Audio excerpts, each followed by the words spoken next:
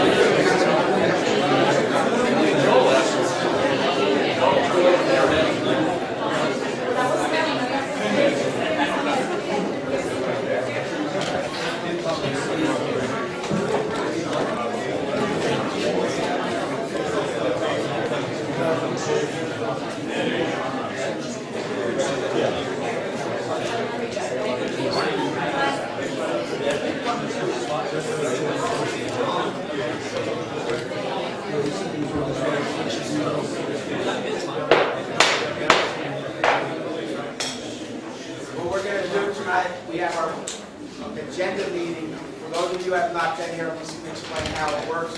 We do the agenda where we go through everything. After the agenda, we'll go into the public portion of the meeting and then go through the items that went on the agenda. Following that will be the public portion of the meeting. At that time, people can stand up. You can, once you're recognized by the chair, you can speak. I would ask that you keep your comments respectful. There's a lot of other people here that may want to speak. I will be recognizing people who have not spoken first before going back to somebody who has already spoken, and try to keep it as fair as possible to everybody that's here today. I would ask that if anybody has their cell phones on, please turn them off or set them to vibrate. And I would also ask that if you disagree with what another speaker says, not to get into any kind of argument with them. It's not helpful and it's not productive. All your questions come through the chair, which is me, and I'll do my best to answer and recognize as many people as possible. With that, I'm going to get started with the agenda portion of the meeting. We have minutes from September 21st. We have ordinances on second reading, O-08-1106. An ordinance to vacate a portion of Comstock Street and Delaware Street in the city of New Brunswick. We're going to be holding that. O-09. Motion carried. O-09-1107, I'm assuming, not 6. No, I'm sorry. Refunding bond ordinance of the city of New Brunswick and the county of Middlesex, state of New Jersey, authorizing the issuance by the city of not to exceed $13,600,000 aggregate principal amount of general obligation, refunding bonds for the purpose of refunding certain 2003 general obligation funds amount of $18,817,000, and appropriating proceeds of such refunding bonds to such purpose. O-09-1107, an ordinance to amend the revised general ordinance of the city of Brunswick, chapter 17, graduated density.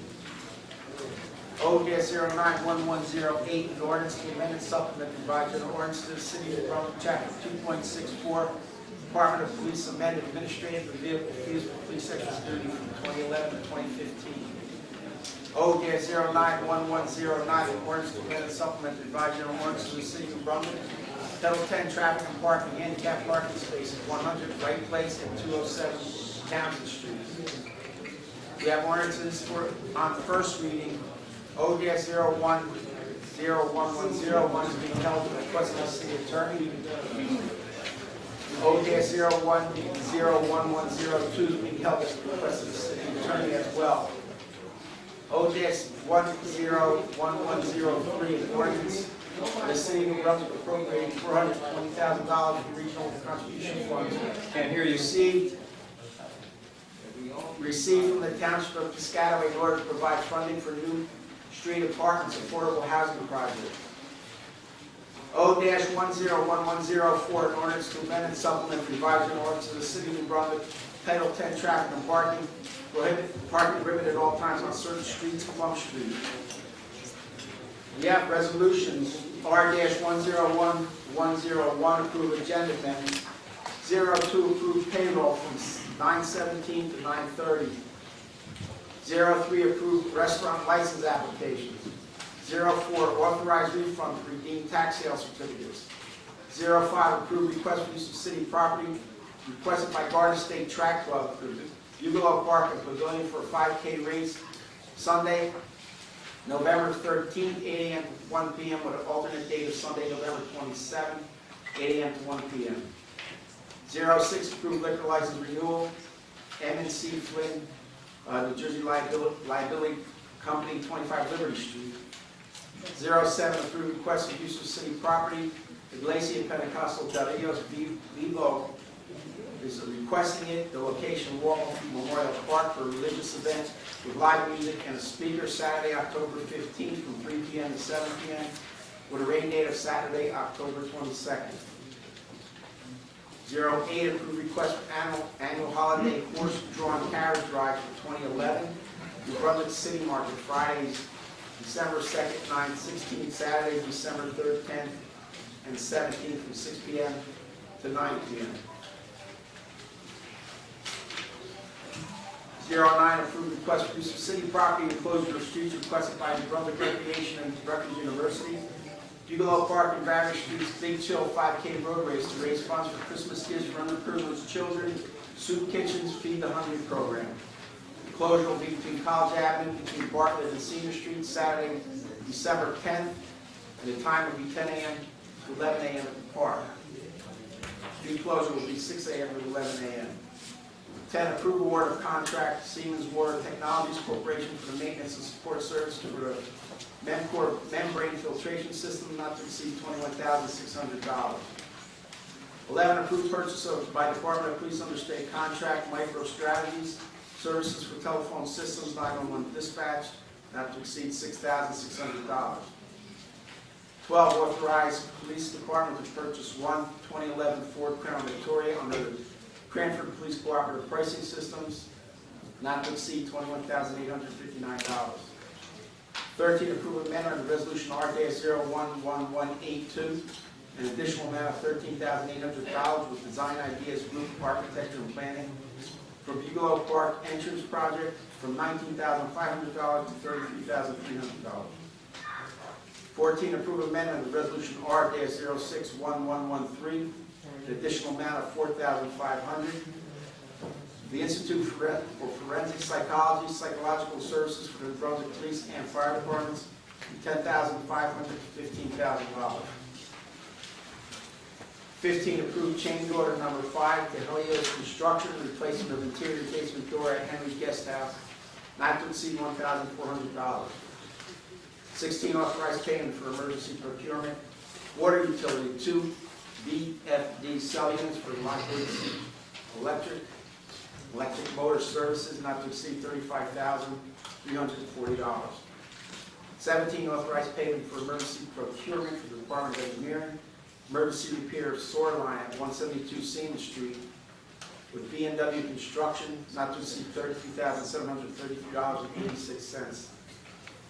18, authorized payment for emergency procurement of the Department of Police, emergency fuel for police vehicles during Hurricane Irene with Circle Exxon not to exceed $109.38.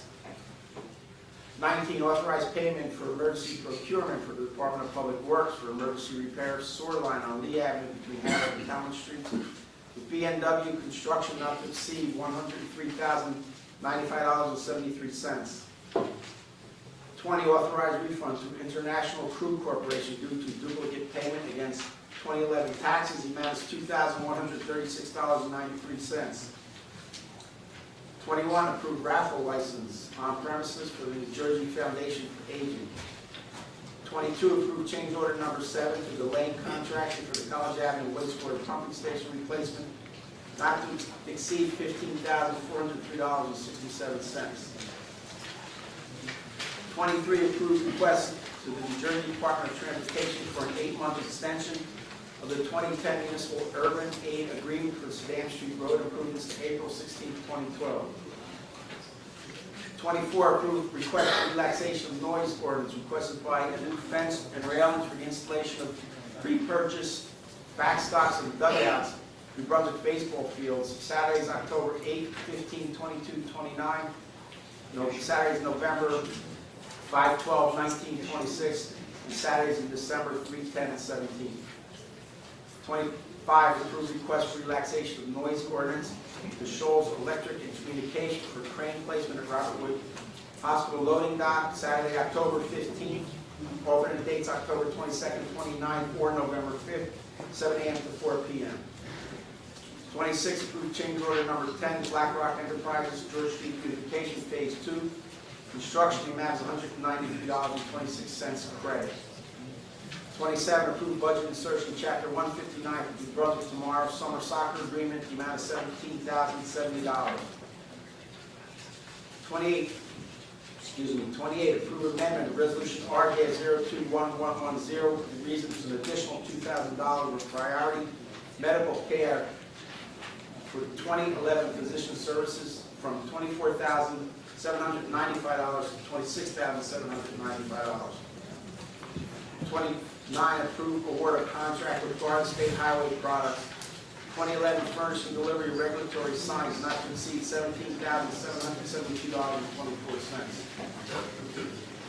30, approved award of contract with Interpol Uniforms, $8,327.50, and New Brunswick Uniform Supply for $20,651 for work uniforms. 31, approved budget insertion, Chapter 159, New Brunswick Police Department, Law Enforcement Response to Community Concerns Grant. The amount is $5,000. 32, approved budget insertion, Chapter 159, Middlesex County Office of Emergency Services, reimbursement of maintenance costs. The amount is $5,000. 33, approved professional service agreement with Frederick C. Nestler for expert witness service for Robert Matthews versus City of New Brunswick, not to exceed $3,500. 34, approved rejection of bids and authorization to rebid for on-site elevator inspections. 35, execution of memorandum of agreement with the Senior Center and Dr. Arnold Horowitz for podiatry services. 36, approved request for street closing. The Brunswick Parking Authority, Livingston Avenue between George and New Streets, for the Robert Wood Johnson Autumn Ball at the Eldridge Hotel, Saturday, October 15th, 6 p.m. to 12 a.m. This extra duty is required. That's going to be it. We're not going to entertain a discussion on the Gallup Cafe tonight. That concludes the agenda. We're going to go into the public portion.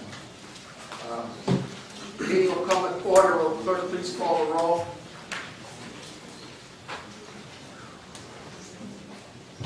Councilmember Cook.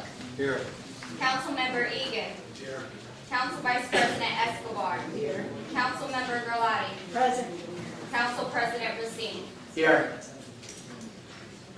Please be advised that the notice requirements of the Open Public Meeting Act have been complied with and satisfied in the annual notice, which gives sufficient notice of the time and place and conduct of all public meetings in the municipal council, has been filed with the city clerk and placed on our appropriate bulletin board in the lobby of City Hall. Has been transmitted to the official newspaper for the city of New Brunswick, and the Home News Tribune. Pledge of allegiance, please.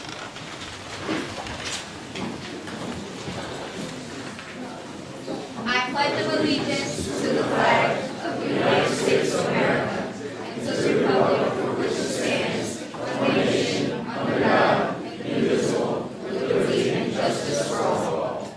Please remain standing. We do a moment of silence to honor those who lost their lives in the Middle East. I'm also going to add tonight a moment of silence to recognize the tragedy that occurred in the city a couple weeks ago in memory of Barry Gerloach. So please, a moment of silence.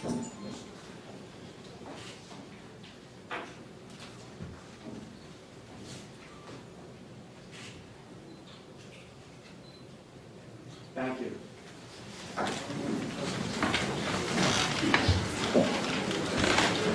We have minutes from September 21st. Motion to approve. Second. Roll call. Councilmember Cook. Aye. Councilmember Egan. Yes. Council Vice President Escobar. Yes. Councilmember Garlotti. Aye. Council President Racine. Aye. We have ordinance on second reading. ODS 081106, an ordinance to vacate a portion of Comstock Street and Delaware Street in the city of Brunswick. I need a motion to set the next meeting date of October 19th. So moved. Second. Roll call. Councilmember Cook. Aye. Councilmember Egan. Yes. Councilmember Escobar. Yes. Councilmember Garlotti. Aye. Councilmember Racine. Aye. ODS 091106, refunding bond ordinance of the city of Brunswick, County of Middlesex, State of New Jersey, authorizing issuance by the city of not to exceed $13,600,000 aggregate principal amount of general obligation, refunding bonds for the purpose of refunding certain 2003 general obligation bonds heretofore issued by the city in the original amount of $18,817,000, and appropriating the proceeds of such refunding bonds to such purpose. Anyone from the public wish to comment on this ordinance?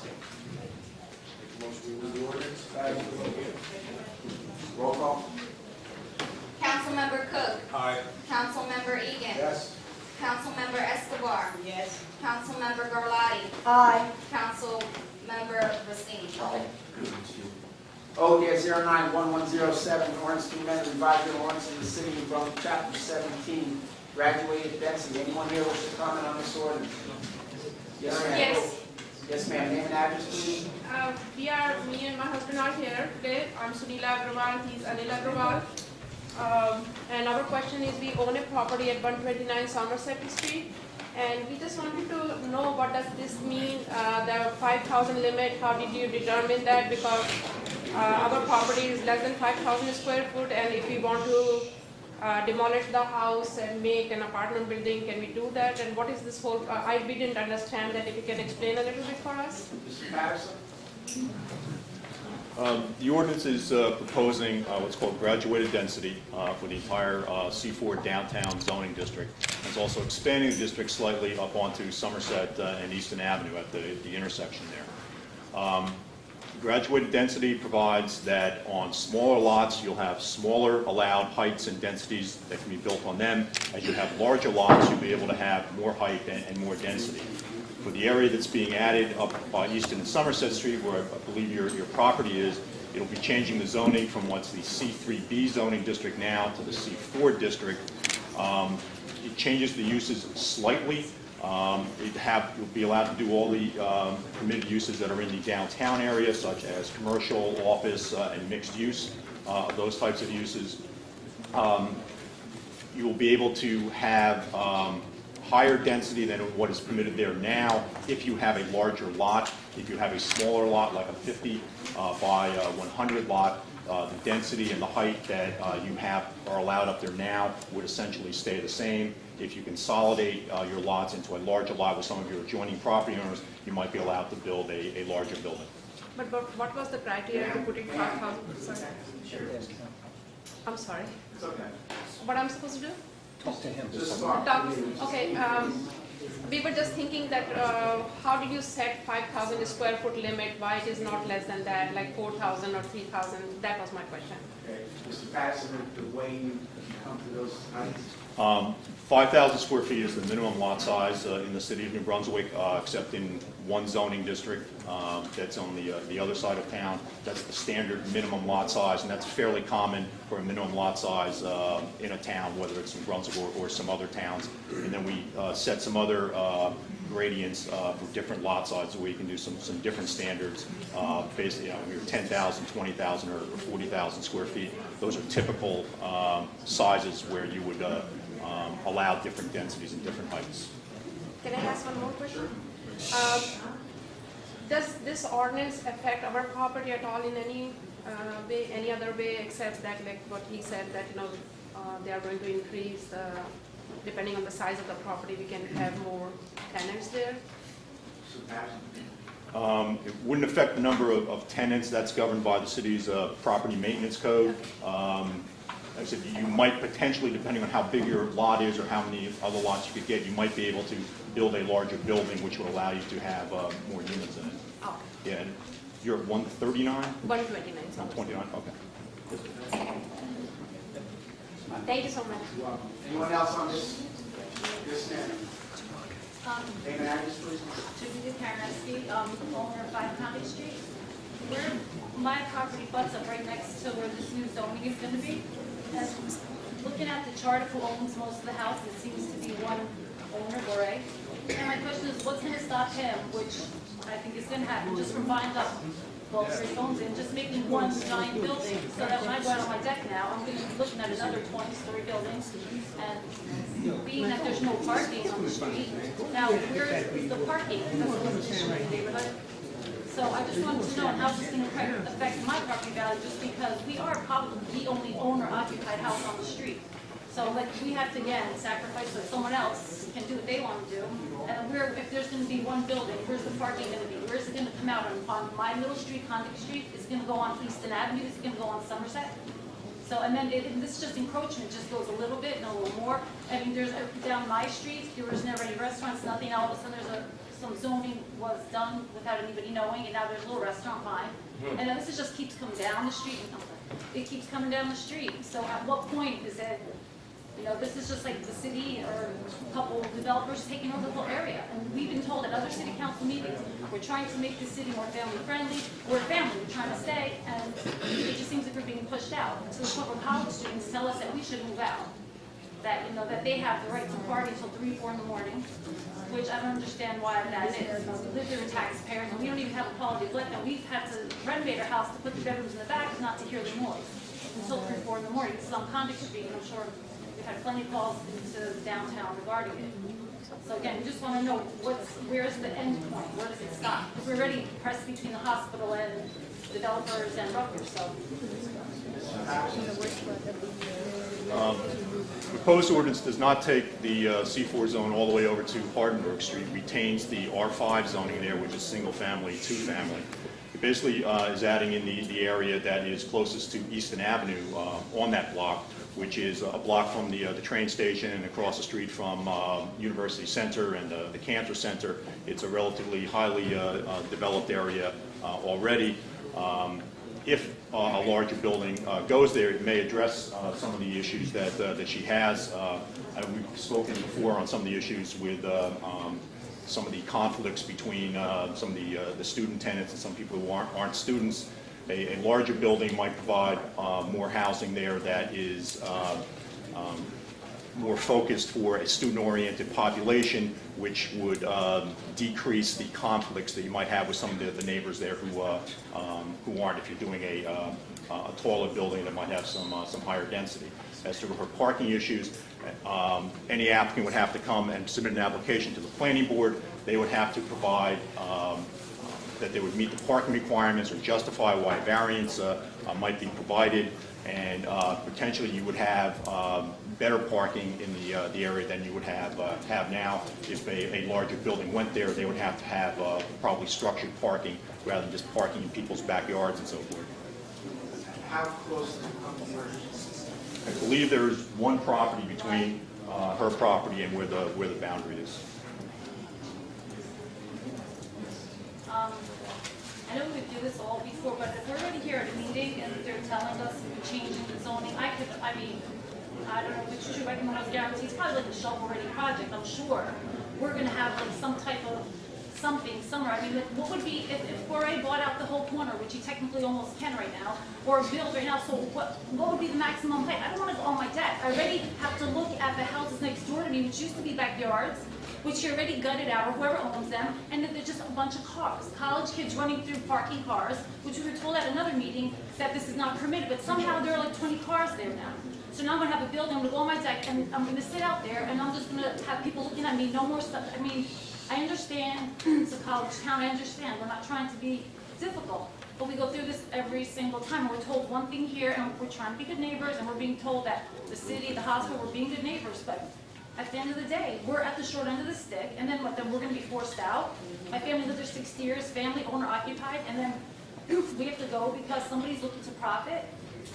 I mean, we've been through this, and the parking, it's not gonna be better. Where are the, it's already, the lot, the parking decks on Somerset Street go onto Somerset. Where are you gonna put a parking deck? Where is it gonna let out? What, on Condick Street again? They say no, but, and they're saying, oh, it's a little street, it's already, it's not, it's right now, it's a bunch of not single family houses, but they're just all 2-, 3-story houses.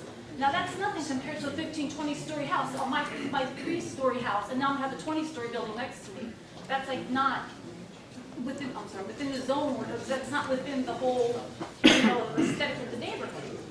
I mean, we bring this up, it's just that this comes up every single time. And each time, I know this is ready to go, this is ready to go. We're just gonna want to get a picture, and this is the way it's gonna look. All I'm saying is we're owner occupied. We're probably the only ones here who are owner occupied, and I just like we're just being pushed out after we're being told that the mayor's aide, everyone, that we're trying to keep the families there. That's it. I mean, I don't understand. Like, I'm a little different. Talking about Barry Blue. All right, people, please. Please, Patterson on I'm talking about Barry Blue. the height. With the graduated density, it would depend on how big the lot is. If it's a lot that's 50 by 100 or something like that, it's not going to change from what some of the existing zoning is up there. If someone puts together a larger lot, they put together a 20,000 square foot lot, you could have something like you would have down here in the downtown right now at 150 feet tall. This area, though, is a block from the train station. It's across the street from the Gateway project at a major intersection in town. It's walkable to all of the major employment centers in town, such as Rutgers and the hospital. Like I said, walkable to the train station, only a block away. It's a location in town that is appropriate for a city like New Brunswick to have higher density there. it's appropriate further down into the city. It keeps coming further and further up. It just keeps coming up. I understand what you're saying. My house, I've lived in there my entire life. My family lived for 60 years. It's been that way. The train's been there. But now all of a sudden it's like, oh, now next block over, now this is even good. I mean, I understand what you're saying, but it's just not true. It's not. I have a 3-story house. How is it a 20-story house, a building next to my house? How is that comparable? Or how is that, oh, yeah, that's within the same range. It is because every time somebody wants to do something in the city or build or develop, and they're given the rights, or it gets done, and all of a sudden, oh, but it's always been that way. No, it hasn't always been that way. It's always been a bunch of families, a bunch of European, a bunch of immigrant families living there. Now, of course, it's not that. So, of course, you're going to tell me, oh, yeah, we can do it because it's been that way. The city's changing, but it's changing at other people's paces, or other people are pushing the agenda. Just, I mean, it'd be nice if the public, if we had to say a little bit, or like I said.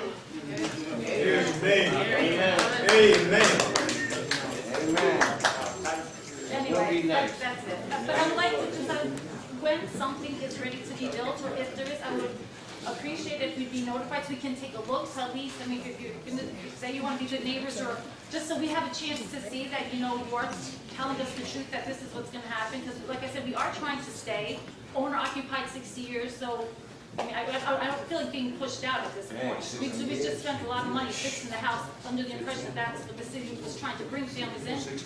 So that's it. Again, I don't mean to be. There's no proposal. Currently, if something does come in, they would be certainly within 200 feet of a proposal pretty much anywhere on that block up there, and they would be required to get a notice to notify them of a public hearing at the planning board. The plans would have to be on file in our office. They could come in and take a look at them, and certainly welcome her to come out to any public hearing on it and give her comments.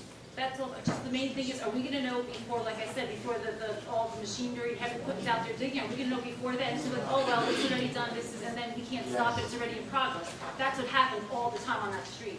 And again, the little business across the street. Anything can be done, that's what we're planning for. I know, but a lot of things, some things happened on that street, which we wake up one morning and all of a sudden it was nothing. All of a sudden there's a business, and we were being told that the zoning was changed. We never were notified. We had no idea. And they were telling us, oh, it's been that way. No, it hasn't. My family's lived on that street for 60 years, so I know what's been in that place. I have pictures of what was there and what they were doing as it was going on. Just, so they can't tell me what was there. I can tell everybody who's living, you know, so that's all I'm saying. Just let us know in advance. If, you know, we're willing to work with the city. We're not trying to give you a hard time. But just, if something's going on, just let us know. Don't just all of a sudden we wake up and, oh, here, you know, it's already erected, the metal, you know, the iron guys up there putting up a 30-story building, and then we're waking up like, oh, what's this? That's it. Thank you. Anyone else? In the back, in the back. Name and address, please. My name is Norma Hoffman. I'm a homeowner at 13 Hardenberg Street. We just received a generous grant from the city of New Brunswick to improve our old home and keep our beautiful, quiet, tree-lined street, well, relatively quiet for New Brunswick, tree-lined street, as a neighborhood. I'm just wondering what we're thinking now to build a giant wall in back of us and start edging out the neighborhood. The talk is that it is going to start by being a big parking deck in the bottom. And I'm wondering what the Gateway project was for, if that wasn't for housing and public parking. Although I think that's more high-income housing, which puzzles me in that area also. I'm just wondering what we're doing to preserve the neighborhoods then. It seems like you say one thing on one hand and then do another on the other hand. And if you really do want to preserve that neighborhood, I would think you would consider, I mean, I think it's pretty obvious that Mr. Borrego plans to build something there, and that's what this variance is for. But I think you would consider leaving it at least not as a 25-story building or higher in our backyards and our peaceful neighborhood that you're trying to preserve. That's all. Thank you. Charles Prattville, sorry for prolonging this, but is it or is it not true that Mr. Borre has already been approved by the State Economic Development Authority to build a building at that site? I don't know that, Mr. Patterson. Borre organization was approved for a transit, urban transit hub tax credit a year and a half ago. I don't know if that's still current or not. He has not submitted any plans to the city for a project on there. He does own a number of lots on that block, and he very well may have an application into us, but nothing has been submitted yet. Well, in that case, I would urge the council to table this and let's wait till we see the plans. Yes, I agree. Anyone else on this?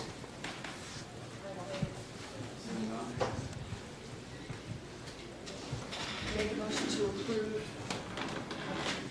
graduated density of 107. Second motion. Roll call. Councilmember Cook. Councilmember Egan. Councilmember Escobar.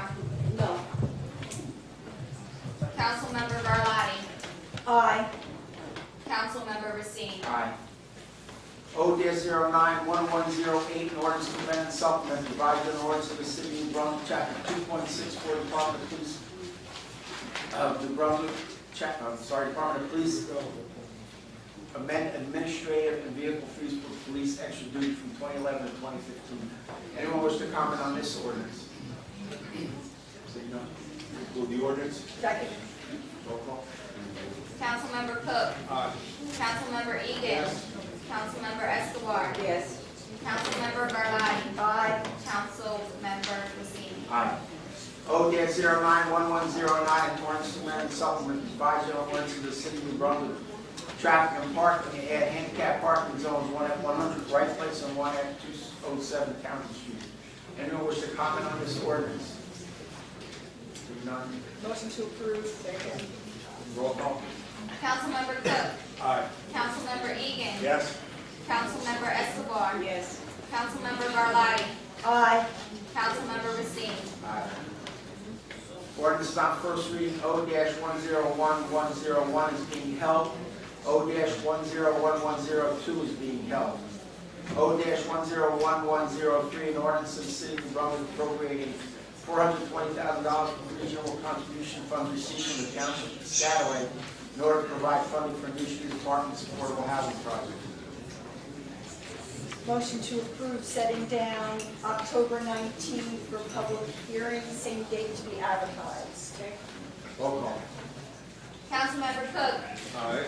Councilmember Egan. Yes. Councilmember Escobar. Yes. Councilmember Garlotti. Aye. Councilmember Racine. Aye. O-101104, an ordinance to amend and supplement the revised ordinance of the city of New Brunswick. Traffic and parking prohibited at all times on certain streets, Plum Street. I make a motion to approve setting down October 19th for public hearing, same date to be advertised. Second. Roll call.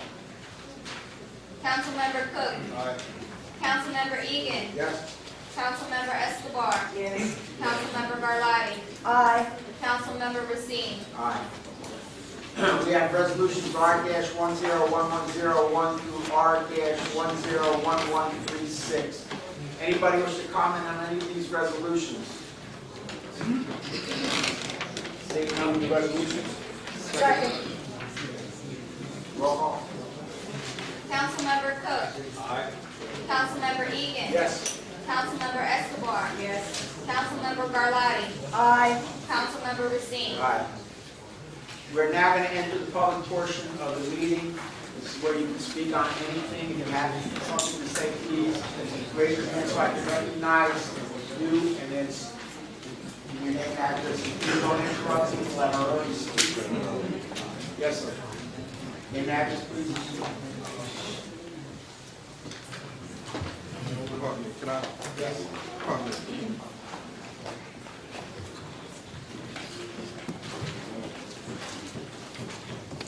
Walter Hudson, civil rights activist and the family advocate for the Deloach family from South Jersey. And it's very clear what we are here for. Along with myself, we are here with heavy hearts.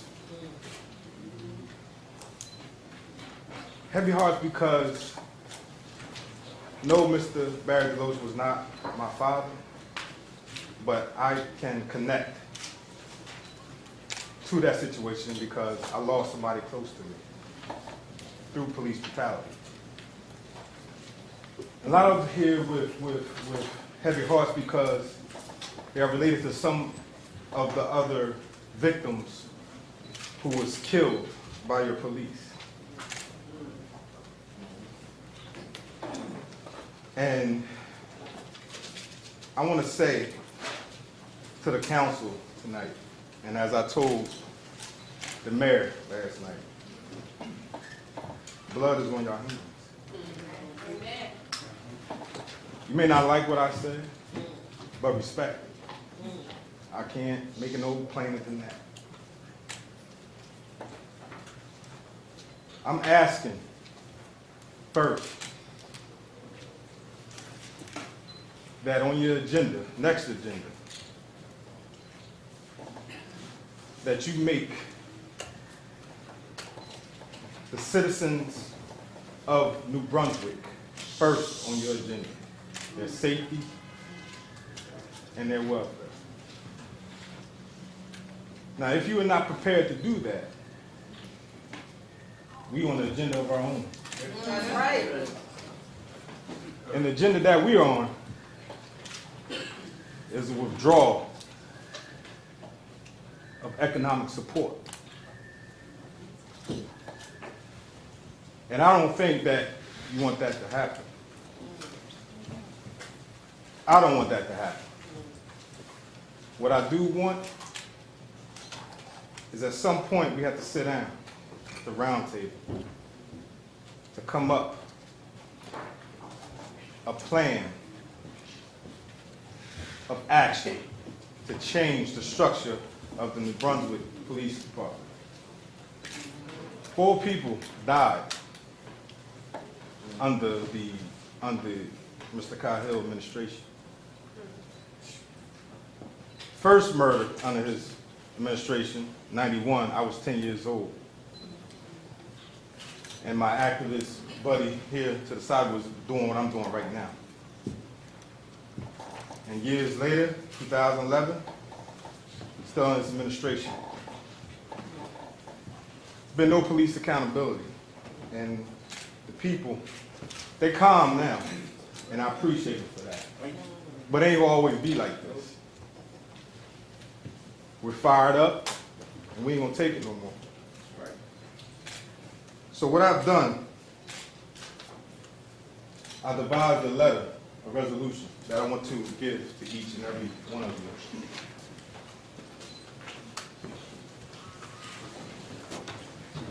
Be quiet. And what I'm asking you to do, because I'm asking first, but if our demands are not met, or if our resolutions are not met, then we're going to demand it. And next council meeting, and every council meeting after that, till we get what we want, is what it's going to be. That's right. So I have a letter that I'm going to read to you. It says, on behalf of Walter L. Hudson Sr., Chairman of Community Awareness Alliance, and the Deloach family, we ask that you pass a resolution to condemn the actions taken against Mr. Barry Deloach on September 22nd, 2011, which resulted in his demise. Also, send a letter to the family offering your condolence, because the son's next of kin, the mayor, nobody That's right. That's right. have not reached out to him. That's right. That's sad. That's a big disconnect. It just shows the incompetence of community relations with the police, elected officials, appointed officials, and the community. And also, your mayor is on record last night that he will pay for the funeral. That is also in my letter. I'm going to get each and every one of you.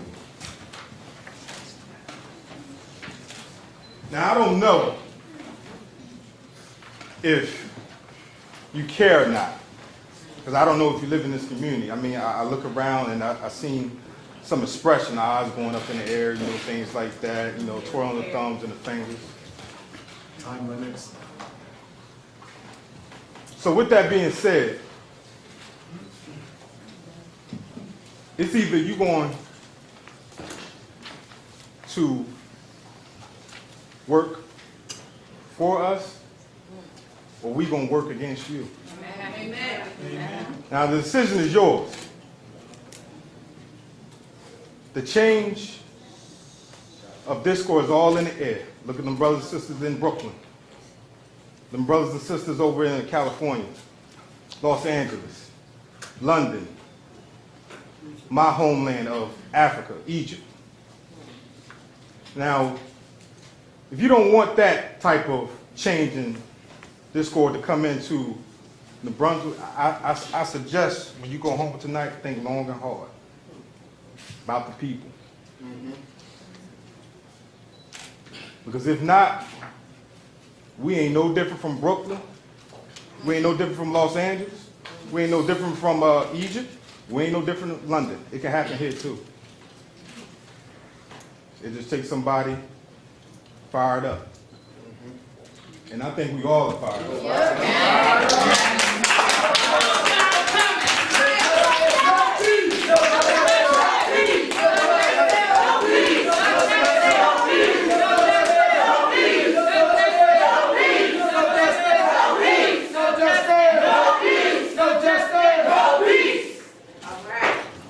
Now, you heard the people speak. I am not from this community, but I was called here because I protested, raised Cain over several police departments. And you heard the people speak, as I said.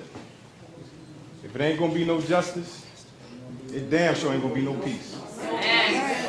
We'll take downtown every weekend.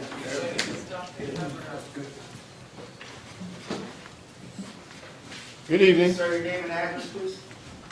Salam Ismail, National Director of United Youth Council Incorporated. We're based in Elizabeth. We're in 13 communities around the state. I'm here because, as I spoke earlier, I was involved in both Sissy Adams and also the Sharma Pot case. And the same scenario, a bunch of folks, picket signs and what have you, raising a lot of heck. There's a little bit more people out there, so you guys got some homework to do. And there was outrage. spiritually outraged about their loved ones. And who was the mayor in 1991? Cahill. And in 96? And in since then it's been Cahill. Well, Cahill is still here, and so is Salam Ismail. We got a younger version though. All right. Here's what we're asking for. First of all, I want to issue this to you, to your administration. I'm sorry for my appearance. I coach basketball, and I was going to do that, and Walter said, "Come on down here," and I said, "I am." North Brunswick, I get a lot of complaints from kids about New Brunswick Police Department. Franklin Township, kids, I get complaints about New Brunswick Police Department. Some of my friends who come down here and go to your theater, and go to your clubs, and some of your eateries, complaints about New Brunswick Police Department. In 20 years, since 1991, since I've been working these streets here, dealing with your police department, under Cahill administration, nothing was done. I don't know if the same faces was there during that time, but nothing done because the same outcry, the same situation. Here's what we're asking for. In addition to the resolution which you should pass, you should also hear from the people, and officially hear from the people. We're asking that you do this, Council Clerk, that a public hearing should be forwarded immediately. Public hearing by the City Council, hear directly from the people so it can be recorded by a court reporter. You know what public hearing does. It makes you review the problem and make you answer up to it. Resolutions are nice, and you should do that. And someone should call those family members and say, "We're sorry." And more than the mayor should just pay for the funeral, he should say, "I'm sorry." He should really step up to the plate this time. I don't know how long he's going to stay. Hopefully this is his last term, folks. Yes. And one question about this law enforcement response to $5,000 to community concern grant. What is that about? Do y'all know anything about that? No. The $5,000 to do what? That's to better the relationship? Follow protesters around the streets. Is that what it's for? Yeah. They ask us, please don't call out. Please. Because the thing is, One second. Sure. Understood. Continue. I'm always all right. I know, but please. I'm willing to share this stage. Right. Because I'm tired of seeing people that look like me be at the brunt of the gun of a police officer who normally is white. It's very offensive. It's hurting. I'm tired. I'm glad the young brother like Walter is leading other young folks to get involved in this. You guys, no, wait a minute. That young lady stood there for quite some time, and we all was quiet. We all was quiet. I didn't say, "No justice! No peace! No peace! No peace!" I could do that, and the meeting be done. I understand your. All right, so we've been so all I'm saying to you is let me finish up to what I'm saying. And excuse me? I was agreeing, I was telling you I understand. Oh, just let me, I don't even know. What I want is a public hearing, an official public hearing by this council. And then from the public hearing, we want some long-term action, some sensitivity, some cultural training, and get rid of some of the racist cops that continue to walk the borders of New Brunswick.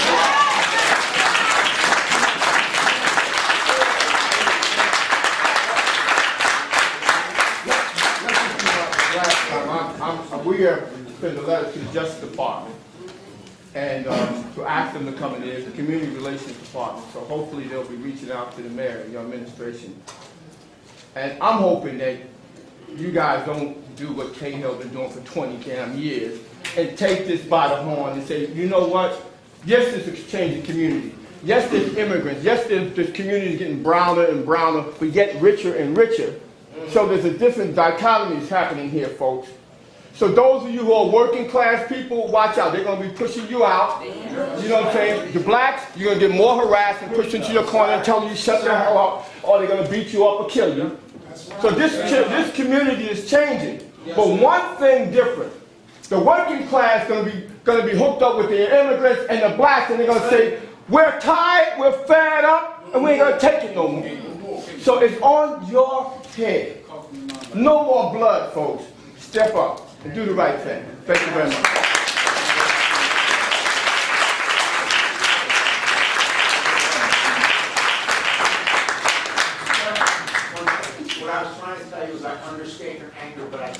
not angry. I don't get angry Can I about finish, it. please? Sure. I was gonna say, I can't understand what you've been through because I have not been through it. But then you have an opportunity to do something, right? Sir, name and address? My name is Pastor Showell. I'm in the North Jersey area. I'm here speaking kind of in reference to this whole situation that everybody else has already touched on, but from a different perspective. As a minister that I've been living in this community, I was raised in this community, I relocated, and I'm back up here now. When I heard about Barry's death, the first thing that came to my mind was, what if that was my son? What would I do or expect the community to do? And I would hope that without taking vengeance in my own heart, that we could come to some kind of conclusion to meet at a table, as he stated, to resolve matters without this going to the extent of, again, things that happen in LA or other countries where people get so frustrated with the system that they turn around and abuse or get pushed to a point where they're destroying their own communities. So my question to the council is this. I said to the mayor last night, as we were trying to assemble with no response from the city, I was there to support because I grew up with the family. I was there to support. Then I also looked at the fact that it could have been, again, my son. And when I seen that there was not only, and I'm going not to take you off the hook, not only any city officials, but no clergy, no pastors, no nothing stepping forth to try to guide and support, to give an answer, to come to a conclusion about this matter, it really made my heart heavy. As a result, we had the marches. Now, a little bit of this is not personal, but it's personal. As a result, we had the marches, and we seen a situation, and my brother, Andre Showell, was arrested. Everybody touched on other issues, so I'm going to just stay here. My brother, Andre Showell, was arrested as a result of trying to keep the traffic situation while they were marching on the 29th downtown. While a vehicle of a so-called EMS worker crossed the line and began to hit pedestrians or the marchers with his car. I have video and I have pictures. We're all witnesses. I've seen it. And there are witnesses there. Not only that, it becomes to be, let me finish. And begin to hit him with, one young man with the car. He moved him out of the way.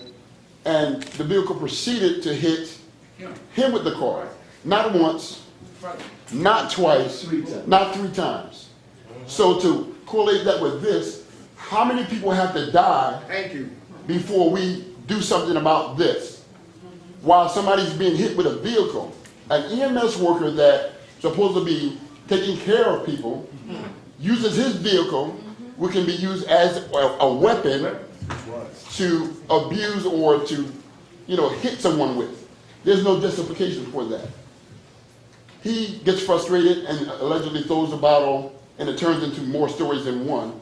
But he's arrested on a $50,000 bail. Ridiculous. Aggravated assault for a water bottle. And a plastic water bottle at that. A water bottle. Plastic. Open the He top. uses, and the top was open, we have pictures, he uses a vehicle to proceed through the march. Now, I would think that somebody that's there to take care of people are not going to harm people in any circumstances. You're late for work, you don't like what's going on, but you have to be patient and you have to sacrifice, whatever.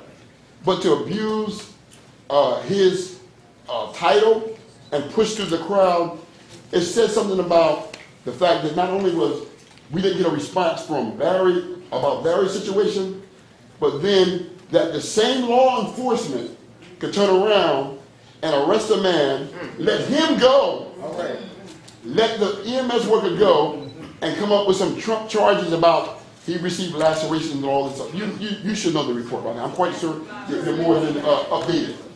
But again, the question is, how do a legal system, how do the city justify these acts that happen? Now, mind you, it's only because we're in the public light that we know these things. These things happen every day. I've been in the city all my life, and they've been happening for years. We just have been silent, but we won't be silent anymore. That's right. We can't be. Again, I'm here, and I came originally to the protest thinking, what if that was my son? I just got out of the hospital, I had a heart attack a couple weeks ago. I don't have the strength really to do this. Praise God. Because when I did, I would be on the front line. But I had to say, what if that was my son? I would want people to rally around the same cause for an answer, whether it be white, black, Latino, Asian, whatever. It's not about race. With me, it's not about race, and I don't believe with them. But we are not getting the same level ground playing field for justification or vindication, I should say, for what's going on. People in the law enforcement almost have a free pass to do what they will, and they go unanswered. Bottom line. So we sit here and then we have, again, my brother, he has, and he stated from the beginning, and he had a shirt that the assassination of those that have been died before him in support of this family. As a result, he has become somewhat collateral damage because now the march has moved on, the light has been shined on other areas, and I'm saying, why would someone be in jail allegedly aggravated assault with a water bottle? I mean, in your mind, that does not make sense. So my question, my question and my conclusion is that something has to be done to change what the mayor said last night, community relations. Because these meetings, the preliminaries and all the things that go on, we need results. We want to hear results. They may not come expediently, they may not be right away, but we need to know that the people are being heard before there's another death, before there's another incident. What has to happen before we really say, the community, as the mayor stated last night, we're going to work together. He's 2 weeks too late. He showed up last night 2 weeks too late. And we need to know that not only just for the record, but to hear someone verbally say that we're going to try to handle this situation, we're going to rectify it by any means necessary and work together with community leaders and other people, family members, so this does not happen again. I don't want things to blow out of proportion. It should not, because we have the power to control it. But if it goes unanswered, if it goes with no response, if it goes with no leadership accountability, then anything can happen. And that is not what our government should be about. That is not what we, the constituents, pay you for. And that is not what we, as the law enforcement, should be doing on their job, which is to protect and serve, not beat and kill and harass and abuse. That should not be the case. We should have the same liberty as anybody else to walk the streets without getting harassed. And again, I lived in the city so long, and even as I became a minister 20-something years ago, I still have been pulled over by cops. The only difference is I can kind of smile and deal with it a little bit different. But it is not only embarrassing, it's degrading me as a man. For no cause, you stop my car and pull me over and have no ticket and give me a ticket for having an air conditioner, air freshener. Air freshener. You wanted to find something, and it is the law, it is on the ticket, granted, but what was the cause for you stopping me? And my conclusion is that I would wish that we, the people, religious leaders, the council, can work together to try to resolve matters and be proactive, not wait till things happen or expect things to just go away, because we're not going away. Sir, I happen to agree with everything you just said, and I think we do have to do better with our police-community relations. Some years ago, we did have a community policing, and I think things were better. But I agree with you 100% that we should tighten up and do better on the community police relations. I appreciate I agree with that, and I think the points you made, as I said earlier, I can understand your anger, but I don't understand what you've gone through because I have not gone through that. Stop. With that, with saying that, I want to say, to understand, we have to have a voice at the table. Other than that, until something happens, we only have a voice then, and that should not be, we should be ahead of what the problem is. Exactly. So we should be ahead of it. So can we have a proposal from you, from your committee, today to say that we're going to try to implement something to make sure that the community, religious leaders, or whatever are involved in the decision-making understands that we can move forward, and 10 years later, we're not here again, or 2 years later. What I will say is that I'm willing to work with you. How can we do that? Well, we can talk about that after the meeting or some other, but I'm willing to work with you. Well, I mean, not just me. I understand. I'm not representing the people. But if we do, it has to be a manageable Understand. dialogue. Understand. If you wait till after the meeting or contact me after we speak. Anybody who has not spoken yet that wants to speak? Gregory Hall. Gregory Hall. Sorry, I got the guy in the back put his arm up. I was here. I was looking Yeah, around. but he put his hand up when I just recognized him. No disrespect, so let him go first. He'll be next. Go ahead, sir. Name and address, please. Name and address. Yes, I am Noble Aaron L. Shabazz. With all due respect, I would prefer not to give my address because I have to be concerned about retaliation from the New Brunswick Police Department. So I would prefer not to put my address out for them to know where I stand. One of the things I'd like to say is this incident, this tragedy with Mr. Barry DeLoach actually could have been prevented last year. I'm sorry.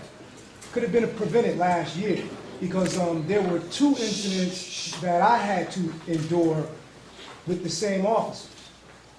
I filed complaints with the New Brunswick Internal Affairs Unit. Lieutenant Carroll did the alleged investigation. I wouldn't really call it an investigation, but that's what he would call it. Of course, nothing was done to the officers. On one situation, it was May 25th of 2010. Officer Mazan was involved in this incident, where I was falsely arrested, given false trumped-up charges of obstruction of justice. My automobile was towed, and I was locked in jail for about 4 hours. I had done nothing wrong. The officers were simply angry with me because I guess they felt that I showed what they term as contempt of cop. I exercised my constitutional rights and refused to answer any questions that were unrelated to the alleged traffic violation, which they said was I was talking on the cell phone. Fine, give me a ticket for talking on the cell phone and leave me alone, release me. I have nothing else to say to them. They got angry, trumped up charges on me, and arrested me. The second incident, and on that incident, not only that, upon arresting me, I told them I'm exercising my right to remain silent. They told me I didn't have the right to remain silent. That's number 1. Number 2, the entire ride all the way down to the police station, they made racially inflammatory remarks. And actually, both the officers, it was Officer Daniel Mazan and Officer Brant J. Gregas, they harassed me all the way there. I was quiet, looking out the window, being quiet, never resisted arrest, even though I was innocent. And they just kept making racially inflammatory remarks all the way. So that was one incident. The second incident, July 9th, this involved Officer Brad Burdell and Officer Rodney Chen. The shooter. The shooter, exactly. Come on now. Please let him speak. I was simply dropping off one of my Moorish brothers where he stayed, and he happened to be staying at that time on Route 1 at Howard Johnson Hotel. I'm dropping him off. It's a little after 12. Officer Brad Burdell chooses to put on his siren and stop us. He asked me for license, registration, insurance. I provided him with everything that he requested. All of my stuff is clean. I'm a law-abiding human being. Everything was clean. Instead of leaving me alone and releasing me, he was already racially profiling me because there was no reason to even stop. There's no other automobiles in the parking lot but mine. I'm dropping off a friend. There was no probable cause or reasonable suspicion to stop me. Yet he stopped me anyway. That was a violation of my rights. Everything was clean. Why not release me after that? No, instead, he calls for backup and about 4 other New Brunswick police units show up. Then once he has the extra units, he wants to be tough and they all snatch us, me and my Moorish brother, out of my automobile with no probable cause. Force us to sit on the curb, on the cement curb, while they illegally searched my automobile for a half an hour. Then released, I asked him what was his probable cause, and he stated I was impeding the flow of traffic. There were no automobiles, there's no traffic in the Howard Johnson parking lot to impede. Once I pointed that out to him, he changed it and said, oh, you have a bad inspection sticker. Oh, that's probable cause to search my automobile? So once he didn't find anything, he gave me a ticket for failed inspection and told me to go on my way. I filed complaints on both incidents.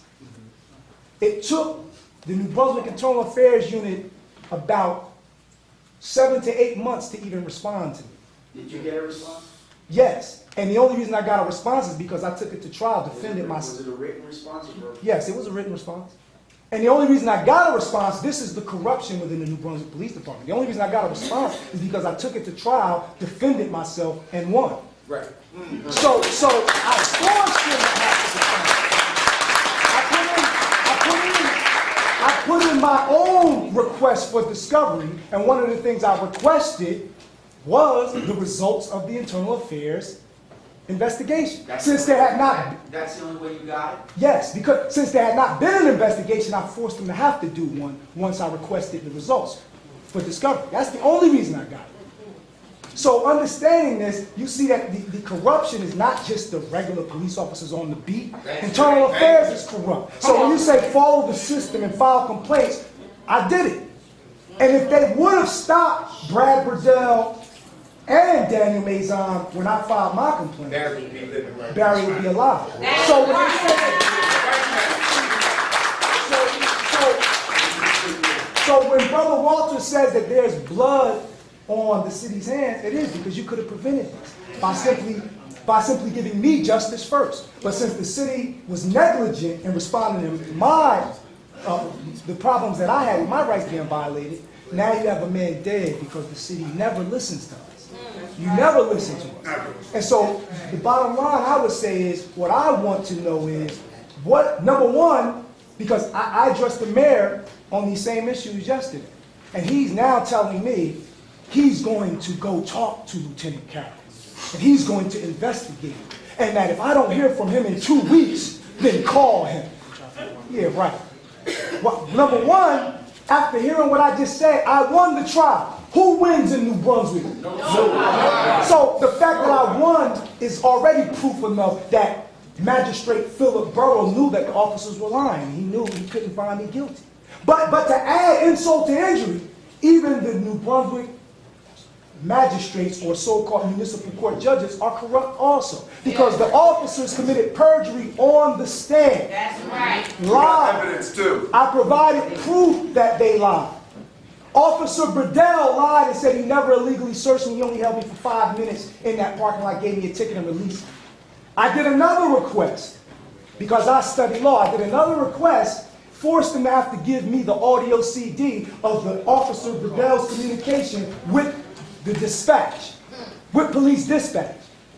When I listen to the CD is 32 minutes long. If you only held me for 5 minutes and released me, how is the CD 32 minutes long? Yet I told him in my complaint, he held me there for at least a half an hour and forced us to sit. He degraded us, humiliated us by forcing us to sit on the cement like we were dogs. Said they didn't have no backup. He said he never requested backup, that it was only him and his partner. Yet on the audio CD, you hear him calling for backup and 4 units saying, we are coming to the Howard Johnson. So I have all the evidence to prove it. I sent this evidence after Lieutenant Carroll had the audacity to write me a letter saying, we have investigated your complaint and we have determined that we can neither prove nor disprove your allegations. But this letter will go into the officer's permanent internal affairs file. That's not good enough. That's not justice. He was simply trying to appease me, and I know it, so he just added insult to injury. So I sent him copies of the audio CD with a letter explaining and detailing every minute and every second when they called for backup, how long the CD was, made all these points, and I've never heard from him since. So you need to investigate the corruption. The trial was around March of this year. Right. My last statement, and I'm done, and I'll let other people speak, but I was harassed. This case went on for a year. When have you ever heard of a municipal court case going on for an entire year, where they bring me back and forth to court? If it happened in May 25th of 2010 and July 9th of 2010, why did the trial not start until December of 2010? Then, Magistrate Philip Burrow, once I cross-examined the first officer, which was Officer Gregus, and he saw I was catching him in lies. I caught officer in so many lies in order to protect and save the rest of the officers from my cross-examination. Magistrate Philip Burrow decided to do a continuation. Stop the trial in the middle. Who does that? Stop the trial and gave them 3.5 months to prepare to be able to now handle my cross-examination. Brought me back at March 30th. How do you do a continuance from December to March 30th of the next year? So, yes, I had asked for a sequestration of the officers, so he violated that and gave them time to put their stories together. And still, I got all the officers to perjure themselves. All 4 of them perjured themselves. And I wanted them brought up on perjury charges, and he protected them from that. So every branch of New Brunswick City is corrupt. The judges are corrupt, the police are corrupt, the general affairs are corrupt, and what I would say is, with all due respect, you are being given an opportunity to show that you're not corrupt. And if you don't provide us with results, you will be proving that you too are corrupt. So this is your chance to show us that you're not.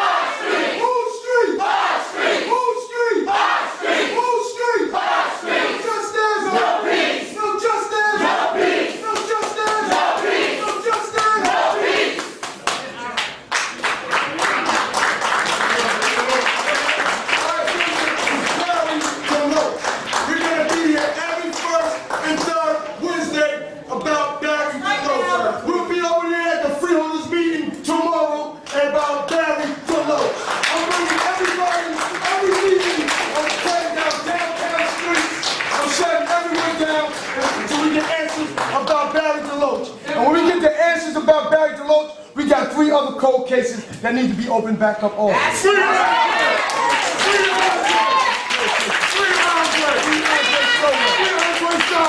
first and third Wednesday, this is what we're doing. Everybody can get off at 7 o'clock. This is what we're doing. Barry DeLoach. I don't hear about no people's houses. I don't want to hear about the commissioner going in. Barry DeLoach.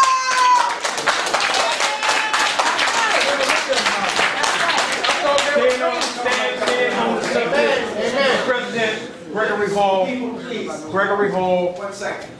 I'm just asking, I understand, but people want to speak and they deserve respect to speak. So let the gentleman continue. Go ahead, sir. Gregory Hall, 291 Commercial Avenue, New Brunswick, New Jersey. I'm no stranger to this chamber. I worked for the city of New Brunswick for over 15 years. 20 years ago, I was on this side of the table. 20 years ago. Mr. Sean Potts killed me. And I stand here tonight in support of the DeLoach family. Thank you, sir. 20 years. Even with the creation of the Human Relations Commission, 20 years later, we're still here again for another shooting. And I want this council to know that these are not just people from Remsen Avenue. This is from every walk of life in New Brunswick. And I stand here to say to you, do the right thing today, tomorrow, and making sure justice is served to this family and to this community. I heard earlier that someone mentioned sensitivity training. How much training do you have to get to know you don't shoot a man in the back, in the side, in the front? How much training do you need? You don't need training to understand we're all human beings and have the right to live the life that we choose. You didn't have a weapon. Council members, I implore you to listen to everything that's being said, to grant this family justice. It wasn't a killing, this was actually a murder. Assassination. The ministers embarrassed themselves yesterday. Talk about it. They're done. They're done. Because nobody's following them anymore. That's right. Okay? And you know something what really makes that situation really heartbreaking? Most of those members walked in the civil rights movement in the 60s and the 70s, and they're still allowing the same thing to happen again. I have friends across this table who've been knowing me over 20 years. But today, I stand for justice. Today, I stand for this city, this community, this state to recognize that police brutality is not acceptable. And it's important. Just like you were all elected by the citizens of New Brunswick. And I don't care if we're here till midnight or 1 o'clock in the morning. It is your duty to listen to every single voice tonight. And I implore upon you to do the right thing and to make sure it's a fair investigation, a just investigation. Okay? And until then, I will participate in marches, in rallies. Oh, Greg Hall is involved? Yes, Greg Hall is involved. As a matter of fact, I didn't even know the family until this started. But I stand for injustice. Talk about it. I didn't even know the family, nor its members. But I do know that I was here 20 years ago. The same thing. It has to stop, TK. It has to stop, Bill, Tom. I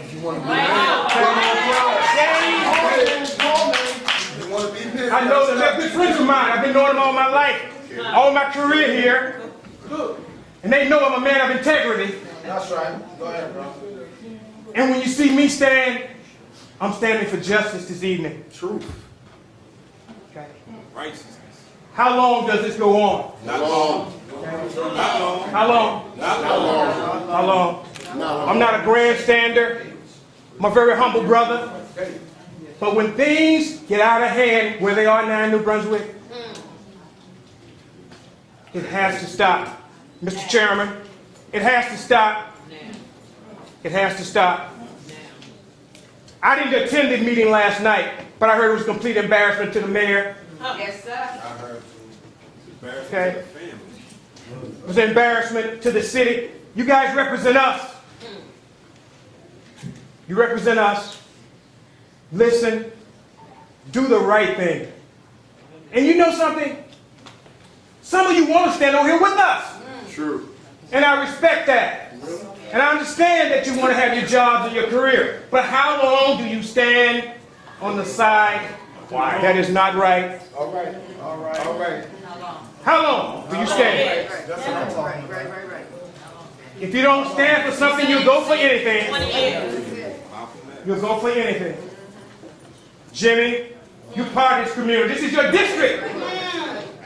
This is your ward. Who is Jim? Who's this? Don't answer his phone 3 o'clock in the morning. Community people. Man get killed. 2 weeks, too late. 2 weeks, too late. But you know something? It's not too late. It's not too late. It's not too late. Justice has not been served. Forget the Human Relations Commission. That is non-existent. That is a ploy to detain. Get involved. Don't be afraid. Don't be afraid.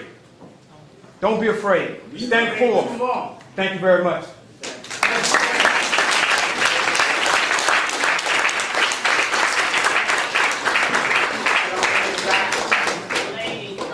The family knows say something. There you go. The family say something. Y'all be quiet, listen to the family. Hey, I got the gentleman in the back right, so first. Okay.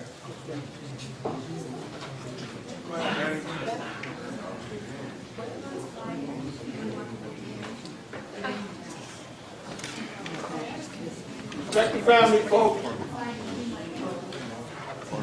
Good afternoon. I just like everybody to know I'm here for Barry Everybody, Deloach. please be quiet so you can hear him. Your name, please. Eugene Sherman. I don't have to give my address out because I'm a resident of New Brunswick, New Jersey. I've been here since 1969. I raised 13 kids in this time. 13 of them. So I am really pissed off at the New Brunswick police. Now, all New Brunswick police is not bad. And all of them ain't good neither. I want to say that to you. All of them not bad. You know, you heard the song say one bad apple, it spoiled what? Okay then, so you figure it from there. Now, I got a chance to know Barry, because we used to work together. We got food on a Wednesday.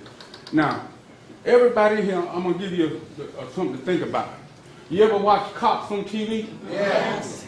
And you see the guys that they arrested, or they in their car. Now, wait, hold. What do they do when they're on feet? What do they do? Running. They running. They chasing them. Now, what happened to the backup to take care of that matter, or either what happened to the warning shot or whatever. You understand? This is all things that we want to know. We don't want to know no bullshit. We want to know. Let me say this here to you. I am 60 years old. You understand? I've been here. I don't mind. The reason why I got up here, I'm going to tell you why I got up here. Because I ain't afraid of dying no damn more. You understand? I'm going to fucking die for justice. Because y'all shot that boy for nothing. I know him personally. Don't touch me. I know him personally. I don't mean to be wrong, but it's upsetting. I'm talking for everybody in this room. Now, you know what? I'm keeping them quiet about me talking. And y'all cops, wherever y'all at, y'all can do whatever you got to do to me. But I'm going to let you know one thing. I won't die for nothing. As long as I get justice for the people in New Brunswick, what we want? Justice! I'll tell any cop in New Brunswick, or whoever I got to tell. I'll even tell the president. Because I'm sick and tired of the bullshit. Now, one more thing I want to ask y'all. You take everybody in New Brunswick on Ripson Avenue, black. Why we get hassled so much? And you got French Street up there. They let them sit up there all day long. They don't bother them or nothing. But let me or you walk up there. Hey, check him out. Hey, how many of here get checked out? How many of here get hassled by the cop? And you don't be nothing. Now, you know what? Let me tell you something. Oh, Holland Park? Hold on, I got to sit here. Holland Park? You can go to Holland Park. Guess what? You're going to get damn stopped. Hold on. One more thing. They ain't prejudices over there. They will stop white, black, Puerto Rican, whatever. I like that part. But this part over here, you get hassled for nothing. And I know I'm going to say this here before I get out. Yeah, Cook, I'm talking. If I say this here right now, I hate to call your name, but I'm just telling you, know, you was on that board there. You high up. Man, we look for you to do something. Hey, y'all, did y'all get a call, family? Did y'all get a call? No. Answer why you can answer. Did y'all get a call? No. About he got killed. Who y'all want to hear from? Did y'all want to hear from Cook? Did some of y'all want to hear from Cook? That's right. Don't be scared to talk. That's right. They did not hear from you. You black. Never mind that. One more thing, and I'm going to leave y'all alone. I know I'm going to get singled out tonight, or any other time. I know I'm going to get singled out. I'm not singling you out. No, I ain't saying you. I don't cop. Tell them who's going to single me out. Tell them again. Did y'all hear? I didn't want to get up here, but I had to. For that boy, Barry Deloach, he died in vain. Guess what? I'm going to tell you another thing. I want all y'all to go up there one day and look. I'm going to tell y'all something. I'm going to tell you right now. Where that boy died at, everybody in here know, most of us know, it's a tree there. It's standing, it's got a God-made cross in it. You know why it's there? Because he died in vain. God letting you know he died for nothing. If you don't know, do y'all know that? Yeah. They know that. So you better thank God I'm up here talking right now, because you know what? These people are angry. They are angry. Now, you can arrest me tonight, you can arrest me tomorrow, I don't care. Because you know what? I'm living, and hey, I ain't think I got but 10 more years, let me say I'm 69, so you know, whatever. And you know what? I hope you take a heed of Mr. Hudson. I hope you take heed of what he said, because he's not kidding. Because he going to get it done. And I'll tell you another leader, where he at? Where he at? Did he have to go to court? Yeah, but he had to go to court. You should Why he had to go to court? Why he had to go to court? Sir, please. Why he had to go to court? The gentleman has the floor. Yeah, why did he have to go to court?